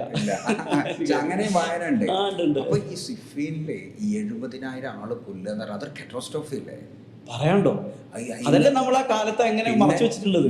മറച്ചു വെച്ചോണ്ട് കാര്യമില്ല. ഇപ്പൊ ഇനി കാര്യമില്ല. ഈ 70,000 സ്വഹാബികളും യസ്ഹാബി കന്നുജൂന്നും അല്ല ഹൈറുൽ ഖുറൂനി കർണി എന്നൊക്കെ പറഞ്ഞ ആൾക്കാർ പിന്നെ എങ്ങനെ ഇവരെ നമുക്ക് അല്ല അതെ മനുഷ്യരാണല്ലോ സ്വാഭാവികമായിട്ടും. അതാണ് നമ്മുടെ ഒരു നിലപാട്. അഹ്ലുസുന്നയുടെ ഒരു പക്വമായ നിലപാടുണ്ട്. അതായത് ഒരാളും വിശുദ്ധരല്ല. പ്രവാചകന്മാരൊഴിച്ച് ആർക്കും അബദ്ധങ്ങൾ സംഭവിക്കാം. അതേസമയം ഇപ്പുറത്ത് ശിഈകൾ പറയുന്നതെന്ന് വെച്ചാൽ അവർ പറയുന്ന ചില ആളുകൾ അവർ മഅസൂമുകൾ, അവർക്ക് തെറ്റ് സംഭവിക്കില്ല എന്നാണ്. നമ്മൾ അങ്ങനെ കാണുന്നില്ല. ഒരാൾക്ക് രണ്ടാൾക്കൊക്കെ അബദ്ധം സംഭവിക്കാം. ഇവിടെ പറ്റിയില്ലേ? അതെ. അപ്പം അതിന് കാണുന്നത് അവരുടെ ഒരു അന്നത്തെ ഒരു സാഹചര്യത്തെ വായിച്ച് എടുക്കേണ്ട നിലപാട് ആലോചിക്കുന്നതിന് സംഭവിച്ച അബദ്ധമാണെന്നാണ്. അവിടെ എന്തായാലും അലി റളിയല്ലാഹു അൻഹു പറയുന്നത് അലിയുടെ പക്ഷം അത് പെട്ടെന്ന് തന്നെ കലാപകാരികളെ പിടിക്കാൻ പറ്റില്ല എന്നൊക്കെ പറഞ്ഞുകൊണ്ടുള്ള ഒരു ന്യായമാണ്. ഇപ്പുറത്ത് പറയുന്നത് പിടിക്കേണ്ടതില്ല, നിങ്ങളൊപ്പം ഉണ്ടല്ലോ എന്നാണ്. നിങ്ങളുടെ കൂടെയുണ്ട് എന്ന് മാത്രമല്ല, അലി റളിയല്ലാഹു അൻഹു ഈ മുഹമ്മദ് ബിൻ അബൂബക്കറിനെയും മാലിക് ബിൻ അഷ്തറിനെയും സിഫീനും ജമലും നയിച്ചത് രണ്ടുപേരാണ്. സിഫീനിലെയും ജമലിലെയും യുദ്ധത്തിന്റെ അലി പക്ഷത്തെ നായകന്മാർ ഇവരാണ്. അപ്പൊ ഇവന് ഹസൻ ഹുസൈനൊക്കെ കൂടെ ഉണ്ട്. അപ്പൊ സ്വാഭാവികമായിട്ടും ഈ അവിടുത്തെ അന്നത്തെ സാഹചര്യത്തിൽ അവർ ആലോചിച്ച തീരുമാനങ്ങളിൽ പറ്റിയ അബദ്ധമാണ്. നമ്മൾ അതിൽ ആരെയും കുറ്റപ്പെടുത്തുന്നില്ല. ഒരാളും ഇതിൽ നിന്ന് വിട്ടു നിൽക്കുന്നില്ലല്ലോ. ഈ 70,000 ആള് കൊല്ലുക പറഞ്ഞാൽ 1000 സഹാബികൾ മരിച്ചാൽ തന്നെ ഇപ്പം ഒരു 70,000 ആളുകൾ കൊല്ലപ്പെടും. ഭീകരാണ് സംഭവം, വളരെ അതിഭീകരാണ്. തീർച്ചയായും അതുകൊണ്ടാണ് അത് കഴിഞ്ഞുള്ള അത് സംഭവിച്ചപ്പോൾ അലി റളിയല്ലാഹു അൻഹു തന്നെ മൂപ്പരുടെ മനസ്സലിയുന്നുണ്ട്.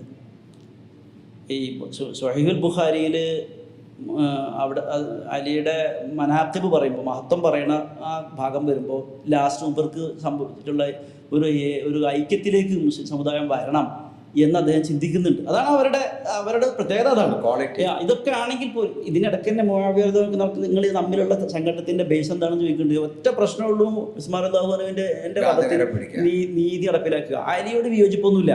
അത് ഇതിനിടയിൽ ഒരു രസമുണ്ട്. അവിടെ ഈ പിന്നെ അലി പക്ഷത്തുള്ള ആളുകളും ഉസ്മാൻ പക്ഷത്തുള്ള ആളുകളും, ഉസ്മാൻ പക്ഷത്ത് നിന്ന് തന്നെ ഉസ്മാൻ റളിയല്ലാഹുവിന്റെ ആ വിഷയത്തിൽ നീതിയുടെ പക്ഷത്ത് നിൽക്കുന്ന ആളുകളും അവർ തമ്മിലുള്ള പിന്നെ താബിയുടെ കൂട്ടത്തിൽ അവരെ പരിചയപ്പെടുന്ന ഗ്രന്ഥങ്ങളുണ്ട്.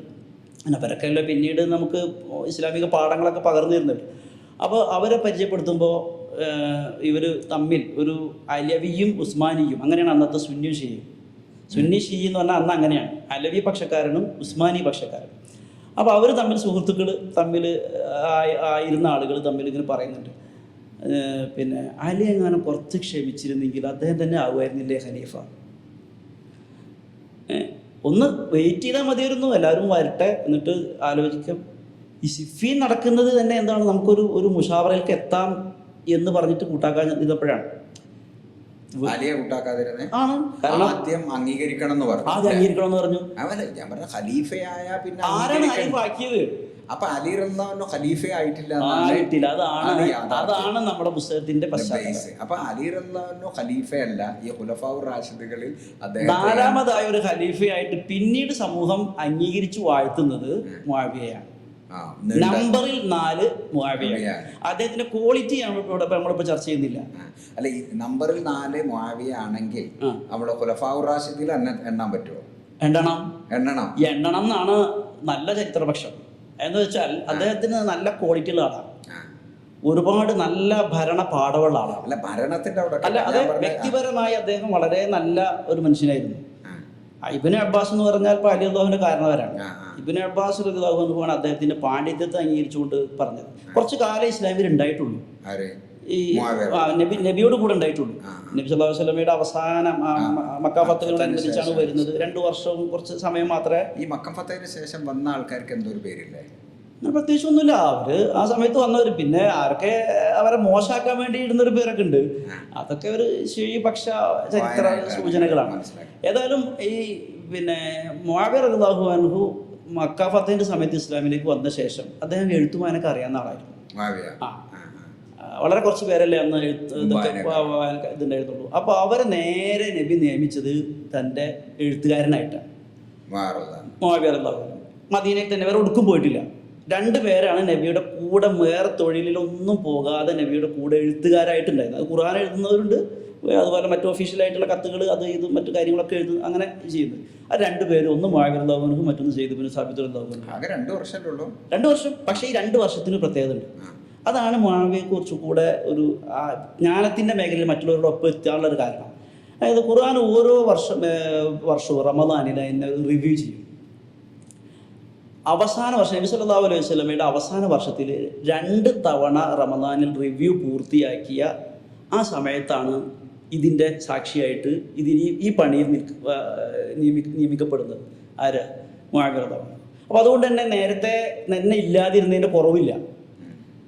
ആദ്യ കാലങ്ങളിലേ ഇത് എഴുതുന്നിടത്ത് ആളുണ്ടായിരുന്നില്ല, ആ ഒരു പ്രശ്നമൊന്നും വരുന്നില്ല. അതിൻ്റെ സമ്പൂർണ്ണ രൂപം തയ്യാറാക്കുക, അല്ലെങ്കിൽ അത് ഏതൊക്കെ സൂറത്താണ്, ഏതൊക്കെ ആയത്താണ്, മുന്നിലേതാണ് പിന്നിലേതാണെന്നൊക്കെ ഒക്കെ നിർണ്ണയിക്കുന്ന അവസാന ഘട്ടത്തിലെ അതിൻ്റെ ഉദ്യോഗസ്ഥനായിട്ട് ഉണ്ടായിരുന്നത് കൊണ്ട് തന്നെ മുആവിയ റളിയല്ലാഹു അൻഹുവിനെ സംബന്ധിച്ചിടത്തോളം ആ ഖുർആൻ സംബന്ധമായുള്ള ധാരണ ശരിക്കും പൂർത്തിയായി ഉണ്ടായി. കാരണം അത് നേരത്തെ വന്നാൽ ഇതന്നെ ചെയ്യാനുള്ളത്, അവസാനം വന്നപ്പോഴും ഇതന്നെയാണ് അവസാനം എത്തിപ്പെട്ടത്. അങ്ങനെ 2 വർഷത്തെ എക്സ്പീരിയൻസ് ആണ്. അപ്പോൾ സ്വാഭാവികമായിട്ടും പണ്ഡിതൻ എന്ന അർത്ഥത്തിൽ എല്ലാവരും ആ കാര്യത്തിൽ അംഗീകരിക്കുന്ന ആളാണ്. എന്നാൽ ഒരു പക്ഷേ അലിയോളം പാണ്ഡിത്യം ഉണ്ടായിക്കൊള്ളണമെന്നില്ല. കാരണം കുറച്ചുകൂടി നബിയുടെ കൂടെ ഒപ്പം ജീവിച്ചിരുന്ന ആളല്ലേ, ഒരുപാട് കാലം ജീവിച്ചിരുന്ന ആളല്ലേ. മാത്രമല്ല അന്ന് മൂപ്പര് ചെറുപ്പമാണ്. നബി സല്ലല്ലാഹു അലൈഹി വസല്ലമയുടെ പിന്നെ സ്വഹാബികളിൽ വളരെ ചരിത്രപ്രസിദ്ധരായ ആളുകൾ മുഴുവനും നബിയുടെ കാലത്ത് കുട്ടികളായിരുന്നു. അന്ന് 10, 11, 12, 15 വയസ്സുള്ള ആളുകളാണ് പിന്നീട് വലിയ ഇതിഹാസങ്ങളായിട്ട് അറിയപ്പെട്ടതൊക്കെ. കാരണം അവർ നന്നായി അവർ പഠിച്ചു വന്ന ആളുകളായിരുന്നു, ശിക്ഷണം കിട്ടിയ ആളുകളാണ്. അപ്പോൾ സ്വാഭാവികമായിട്ടും ആ അർത്ഥത്തിൽ നോക്കിയാൽ അലി റളിയല്ലാഹു അൻഹു എവിടെയോ ആണ്, വളരെ മേലെ തന്നെയാണ്. പിന്നെ മറ്റു വ്യക്തിപരമായ അദ്ദേഹത്തിൻ്റെ ക്വാളിറ്റി എല്ലാവരും ഒരുപോലെ സമ്മതിക്കുന്ന സംഗതി. ആൾ വളരെ സൗമ്യനും മാത്രമല്ല ഹലീമാണെന്ന് പറയും. അതായത് എടുത്തു ചാട്ടമോ മറ്റൊന്നുമില്ലാതെ നല്ല സഹനശക്തിയുള്ള ആളായിരുന്നു. അദ്ദേഹത്തെക്കുറിച്ച് അങ്ങനെ തന്നെ ഒരു കിതാബനുണ്ട് മുആവിയയെ കുറിച്ച്, ഈ ഹലീം എന്ന് കാണിച്ചു, ഹിൽമു മുആവിയ എന്ന് പറഞ്ഞിട്ട്. ഹിൽമു മുആവിയ റളിയല്ലാഹു അൻഹുവിൻ്റെ സഹനശീലം എന്ന് പറഞ്ഞുകൊണ്ട് ചെറിയ ആളുകളൊന്നല്ല എഴുതിയുള്ളത്. ഹാഫിദ് ഇബ്നു അബി ദുനിയ എന്ന് പറഞ്ഞുകൊണ്ടുള്ള പ്രമുഖനായ ഹദീസ് പണ്ഡിതന്മാർ എഴുതി വെച്ച ചരിത്രം കാണാം. ഇവരൊക്കെയാണ് എന്ത് ചെയ്യുന്നതെന്ന് വെച്ചാൽ ഭയങ്കര ക്രൂരനായിട്ട് അക്രമിയായിട്ട് ചിത്രീകരിക്കുന്നത്. അപ്പം അതിലേ അപ്പം ഈ സുഫീൻ്റെ ഇത് കഴിഞ്ഞു, പിന്നീട് മുആവിയയിലേക്ക് അധികാരം പോയി. ആ മുആവിയയിലേക്ക് അധികാരം ബയ്യാത്ത ആണ്. അതെ, എല്ലാവരും ചെയ്തു. പിന്നെ ആരും ചോദ്യം ചെയ്യും. കൂഫയിലെ കുറച്ച് ഈ പറഞ്ഞ അതിന്റെ ഇടയിൽ ചെറിയൊരു കാലം ഹസൻ റളിയല്ലാഹു ഉണ്ട്. അലി റളിയല്ലാഹു അൻഹു മരണപ്പെട്ടപ്പോൾ ഉടനെ ഹസൻ റളിയല്ലാഹു അൻഹു കുറച്ചു കാലം ആ ദൗത്യം നിർവഹിക്കുന്നുണ്ട്. അത് ആരുടെ അഭിപ്രായത്തിലാണ്? അവരുടെ പക്ഷം തന്നെ, വേറെ ആരും. അതുകൊണ്ടാണ് ഈ അധികാര കൈമാറ്റം വന്നപ്പോൾ ആ വർഷത്തെ നമ്മൾ ഏകോപനത്തിന്റെ വർഷം എന്നുള്ള പേര് വന്നത്. അതുവരെ ഏകോപനം ഉണ്ടായിട്ടില്ല. അതുവരെയും രണ്ടും രണ്ടാണ്. അത് ആരുടെ പക്ഷമായാലും ശരി, മുസ്ലിം സമൂഹം അന്ന് 2 രാഷ്ട്രീയ ശക്തികളുടെ ഇടയിലാണ്. ഏകോപനം ഉണ്ടായത് മുതലാണ്. ഏകോപനം ഉണ്ടായി ആ വർഷം എന്ന് പറഞ്ഞാൽ തന്നെ അതിനർത്ഥം എല്ലാ രാജ്യക്കാരും എല്ലാവരും അംഗീകരിച്ചുകൊണ്ട് മുആവിയ രംഗത്ത് വന്നു എന്നുള്ളതാണ്. മുആവിയയെ എല്ലാ സ്വഹാബികളും അന്ന് ജീവിച്ചിരുന്നു, എല്ലാവരും പിന്തുണച്ചിട്ടുണ്ട്. അന്ന് ആരായിരുന്നു പ്രധാനപ്പെട്ട മുആവിയയുടെ കൂടെയുള്ള ആൾക്കാർ? ഈ സുഫിയനിലും മറ്റൊക്കെ അന്ന് കൂടെ കൊല്ലപ്പെട്ടതിനെ കുറിച്ച് പറയുമ്പോഴേ ഒരു ഹദീസ് ഇങ്ങനെ പറയുന്നുണ്ടല്ലോ, ആ സംഭവം ഒന്ന് വിശദീകരിക്കുക. എന്ന് വെച്ചാൽ അതിൽ കൊല്ലപ്പെട്ട എന്ന് പറയുന്നത് അമ്മാർ ഇബ്നു യാസിറിനെ കുറിച്ചുള്ള ഒരു നബി സല്ലല്ലാഹു അലൈഹി വസല്ലമയുടെ ഒരു പ്രവചനമാണ്. കാര്യമായി ഈ മുആവിയ പക്ഷം തെറ്റാണ് എന്ന് പറയാമെന്ന് പറയുന്നത്. ഒന്ന്, അത് പിന്നീട് വന്ന ഒരു ഹദീസാണെന്നുള്ളത് നമ്മൾ നേരത്തെ സൂചിപ്പിച്ചതുപോലെ ഹദീസുകൾ പിൽക്കാലത്ത് സമാഹരിക്കപ്പെട്ടതാണ്. ഇവർക്ക് ശേഷമാണല്ലോ ഈ സംഭവങ്ങൾക്ക് ശേഷമാണ്. സത്യത്തിൽ അന്ന് സ്വഹാബികൾ ചെയ്തത് എന്തായിരുന്നു നോക്കിയാൽ ഈ ഹദീസിന്റെ എന്താ പറയുക നിലനിൽപ്പ് ചോദ്യം ചെയ്യപ്പെടും. അതിന്റെ കാരണം ഈ മുആവിയ പക്ഷം തെറ്റാണ് എന്ന് ഈ കൊലപാതകത്തോടു കൂടെ മനസ്സിലായാൽ ഉടനെ എന്തായിരുന്നു സ്വഹാബികൾ ചെയ്യേണ്ടിയിരുന്നത്? അലീനെ ബയ്യത്തിലായിരുന്നു. അങ്ങനെയല്ലേ ഉണ്ടായത്. പക്ഷെ ഇത് ഇബ്നു കസീർ അൽബിദായയിൽ പറയുന്നുണ്ട്. ഈ ഇബ്നു കസീർ അൽബിദായയിൽ പറയുന്നില്ല, അതിന്റെ മുമ്പേ ഇബ്നു കസീറൊക്കെ 7-ാം നൂറ്റാണ്ടുകാരനല്ലേ. അതിന് മുമ്പേ ഈ വിഷയം ചർച്ച ചെയ്ത് ഇമാം അഹ്മദ് ബിൻ ഹംബലിനോട് ചോദിക്കുന്നുണ്ട്. ആ വിഷയത്തിൽ ഒരു ഹദീസും സ്വഹീഹ് അല്ല എന്ന് അദ്ദേഹം പറയുന്നുണ്ട്. ഹംബൽ പറയുന്നുണ്ട്. അപ്പൊ ഈ വിഷയം ഇല്ലാത്തതാണ്. അതൊക്കെ പിന്നീട് നമ്മളെ കേരളത്തിലൊക്കെ പ്രധാനപ്പെട്ട ഇപ്പൊ നമ്മളെ മൗദൂദി സാഹിബിന്റെ മൗദൂദി സാഹിബിന്റെ സംഭവം എന്ന് വെച്ചാൽ മൗദൂദി സാഹിബിന്റെ ആ പുസ്തകത്തിന്റെ ഒരു പ്രധാനപ്പെട്ട സോഴ്സുകളൊന്നും ഇത് കൃത്യമല്ല. അങ്ങനല്ല. ഈ ചരിത്രത്തില് ഹദീസിലും ചരിത്രത്തിലും നമ്മൾ ഒരു ഗവേഷണം നടത്താൻ ഉദ്ദേശിക്കുമ്പോൾ മനസ്സിലാക്കേണ്ട ഒരു സംഗതിയുണ്ട്. അതായത് ഒന്ന് കൂഫയുടെ സ്വാധീനം. കൂഫ എന്ന് പറയുന്നത് അലി അള്ളാഹു അൻഹു ഭരണം മാറ്റി പിന്നെ അതായത് Medina, Kufa, Syria, Dimashq, Damascus, Baghdad, Egypt, Constantinople, ഇതാണ് തുർക്കി. ഇങ്ങനെയാണ് മുസ്ലിം പിന്നെ ഓരോ ഖിലാഫത്തിൻ്റെയും കേന്ദ്രങ്ങളായി വന്നത്. അപ്പോൾ അതിൽ കൂഫയിലേക്ക് മാറിയതോടെ ആ ഒരു പരിസരം അലി പക്ഷക്കാരുടെ തന്നെയായിരുന്നു. ഉമവി ഭരണകൂടം ശക്തമായ അടിച്ചമർത്തലുകൾ നടത്തിയിട്ട് പോലും അവിടുത്തെ ഈ അലി പക്ഷക്കാരെ പൂർണ്ണമായി എന്ത് ചെയ്തിട്ടില്ല, അവസാനിപ്പിക്കാൻ കഴിഞ്ഞിട്ടില്ല എന്നുള്ള ഈ ശീശത്തിൻ്റെ ഒരു പ്രത്യേകത എന്ന് വെച്ചാൽ അവർ പെട്ടെന്ന് തന്നെ ഹൈഡ് ചെയ്യും, ഉള്ളിലേക്ക് പോകും, അവർ പുറത്തു പറയില്ല. തഖിയ എന്ന് പറയുന്ന ഒരു സൂത്രമാണ്, ഒരു വലിയ ഭയങ്കര സൂത്രമാണത്. പലയിടത്തും അവർ അതിജീവിച്ചു പോരുന്ന ഇമല ഇവിടെ എന്നുള്ള ഉറപ്പല്ലേ. ഇപ്പൊ നമ്മള് പല ആളുകളും അത് പറയുകയും എന്നാൽ കാര്യമുള്ളിടത്തൊക്കെ അത് പ്രസംഗിക്കുകയും ചെയ്യും. അത് അവരൊപ്പം നിൽക്കും. അത് സമയം ഞങ്ങൾ ചെയ്യാല്ല എന്ന് പറയുകയും ചെയ്യും. അത് അങ്ങനെ പോകുന്നു. അത് അവർക്ക് കുറച്ചുകൂടി നിലനിൽപ്പ് ആയി വരുമ്പോൾ പുറത്തു വരുന്നതാണ്. ആ ഹദീസ് ലൈഫാണ്. അത് മനസ്സിലായിട്ടില്ല. പക്ഷേ ഇബ്നു കസീറൊക്കെ പിന്നെ ഏത് കോണ്ടെക്സ്റ്റിലാണ് പറയുന്നത്? അല്ല, ഇത് ഈ ചരിത്രത്തിൽ ഇങ്ങനെ പലയിടത്തും ധാരാളമായി ഉദ്ധരിക്കപ്പെട്ടിട്ടുണ്ട് ഒരുപാട് സംഭവം ഇങ്ങനെയുള്ള കുറെ. അപ്പൊ സ്വാഭാവികമായിട്ടും പിന്നെ ഞാൻ നേരത്തെ പറഞ്ഞതുപോലെ അവിടെ ഒരു സംഗതി ഒരു പിന്നെ ഒരു മാറ്റമുണ്ട്. മുസ്ലിം ചരിത്രത്തിലെ സമുദായങ്ങൾക്ക് അഭിപ്രായങ്ങൾ, പാർട്ടികൾക്കിടയിലുള്ള അഭിപ്രായങ്ങൾക്ക് വന്നൊരു വലിയൊരു മാറ്റത്തിൻ്റെ സംഭവമുണ്ട്. അതായത് ഇപ്പോൾ സാധാരണഗതിയിൽ നമ്മൾ ഒരു വലിയ ആരോപണമാണ് ഉമവികളുടെ ഇസ്ലാം അല്ലെങ്കിൽ മുആവിയൻ മതം എന്നൊക്കെ പറഞ്ഞുകൊണ്ടുള്ള ഒരു ആരോപണം കാണാം. അതായത് ഞാൻ പലപ്പോഴും ആലോചിച്ചിട്ട് ഇവർ എവിടെ നോക്കിയിട്ടാണ് ഇത് പറയുന്നത്. അത് എല്ലാ ഹദീസ് ഗ്രന്ഥങ്ങളും ഉണ്ടാക്കിയത് മുആവിയൻ ടീമുമാണ്. ഇസ്ലാമിക ചരിത്രം എഴുതിയത് മുആവിയയുടെ പക്ഷക്കാരാണ്. മുആവിയ പക്ഷത്തിന് വേണ്ടി ഉണ്ടാക്കിയ ചരിത്രമാണ് ഇവിടെ ഉള്ളത്, ഹദീസ് ഗ്രന്ഥങ്ങളാണുള്ളത് എന്ന് പറഞ്ഞുകൊണ്ടുള്ള ഒരു പ്രസംഗം. മുആവിയയുടെ കാലത്ത് ഉമവി ഭരണകൂടം അവസാനിക്കുന്ന ഏതാണ്ട് ഹിജറ 130-കളിലാണ്. 40 വരെ ഇങ്ങനെ കുറച്ചൊക്കെ പോയിട്ടുണ്ട്. ആ സമയത്ത് എഴുതപ്പെട്ട ഹദീസ് ഗ്രന്ഥം ഏതാണ്? അതുവരെ ഈ 100 കൊല്ലം ഹദീസ് ഗ്രന്ഥം ഉണ്ടാവില്ല. പക്ഷെ ഹദീസ് വന്ന വഴികളിൽ ചരിത്രങ്ങളും അവരാരും എഴുതിയിട്ടില്ല. ഇനി വരുന്നത് ആരാന്ന് നോക്കണം. ഇനി അബ്ബാസിയ എന്ന് പറഞ്ഞിട്ടുള്ള ഭരണകൂടമാണ് പിന്നീട് വരുന്നത്. ഇവരാരായിരുന്നു അറിയോ നിങ്ങൾ? അത് ഈ നേരത്തെ പറഞ്ഞാലും വലിയ കഥയാണ്.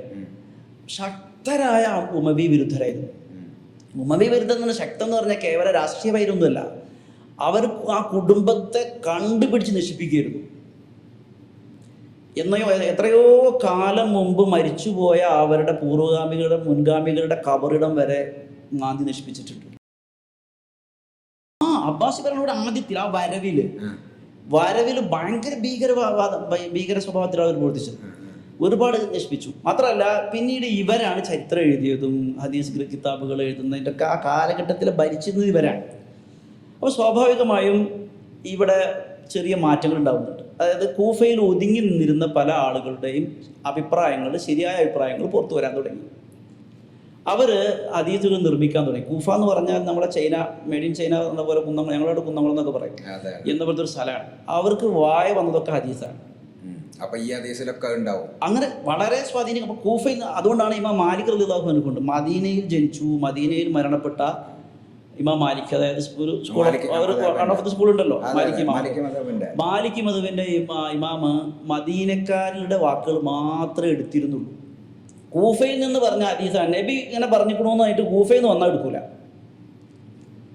കാരണം അത്രക്കും അവരെ വിശ്വസിക്കാൻ പറ്റില്ലായിരുന്നു എന്നുള്ളതാണ്. അലിയുടെ കൂടെ ഉള്ള ആൾക്കാരും പ്രശ്നമാണെന്നാണ് പറയാതെ പറയണത്. പിൻകാലത്താണത്. പിൻഗാമികളാണ് ആ പക്ഷക്കാർ പിന്നീടുള്ളതാണ്. അപ്പോൾ സ്വാഭാവികമായിട്ട് ഇങ്ങനെ നമ്മുടെ അഹ്ലുസുന്നയുടെ വക്താക്കൾ, അവരുടെ പക്ഷം അവർ പറയും, അഹ്ലുസുന്നയുടെ വക്താക്കൾ പറയുന്നതനുസരിച്ച് അലിയെ ബന്ധപ്പെടുത്തി മാത്രം 3 ലക്ഷത്തിലേറെ കള്ള ഹദീസുകൾ ഉണ്ടാക്കിയിട്ടുണ്ട് എന്നാണ്. അവർ ഇൻഡസ്ട്രി ആയിരുന്നു അത്. അതായത് കൂഫ ഒരു ഹദീസിന്റെ അലവിയുടെ അലി റളിയല്ലാഹുവിന്റെ മഹത്വം പറയുന്ന വലിയൊരു ഇൻഡസ്ട്രി ആയിരുന്നു. അതിന് എത്രയോ ആളുകൾ റിപ്പോർട്ട് ചെയ്ത എത്ര ഹദീസുകളുണ്ട്? സുന്നി ഇതിൽ വളരെ 500 ഹദീസുകളേ ഉള്ളൂ. അതിന്റെ കാരണം എന്ന് വെച്ചാൽ അദ്ദേഹത്തിനോടുള്ള അവിശ്വാസ്യത അല്ല. അലി റളിയല്ലാഹുവിനോട് ഇതൊക്കെ ആണെങ്കിൽ പോലും നമ്മൾ ആ ഒരു അടുപ്പത്തിലും മഹബത്തിലും തന്നെയാണ് ഉള്ളത്. പക്ഷെ അവരെ ഏറ്റെടുത്ത അനുയായികളുണ്ടല്ലോ, അവരാണ് അദ്ദേഹത്തെ നശിപ്പിച്ചത്. അപ്പോൾ സ്വാഭാവികമായിട്ടും പിന്നീട് അലി പറഞ്ഞെന്നോ അലിയുടെ ഇൽമെന്നോ പറഞ്ഞുകൊണ്ട് പിൻഗാമികൾ കൈമാറുന്നതൊന്നും വിശ്വസിക്കപ്പെട്ടില്ല.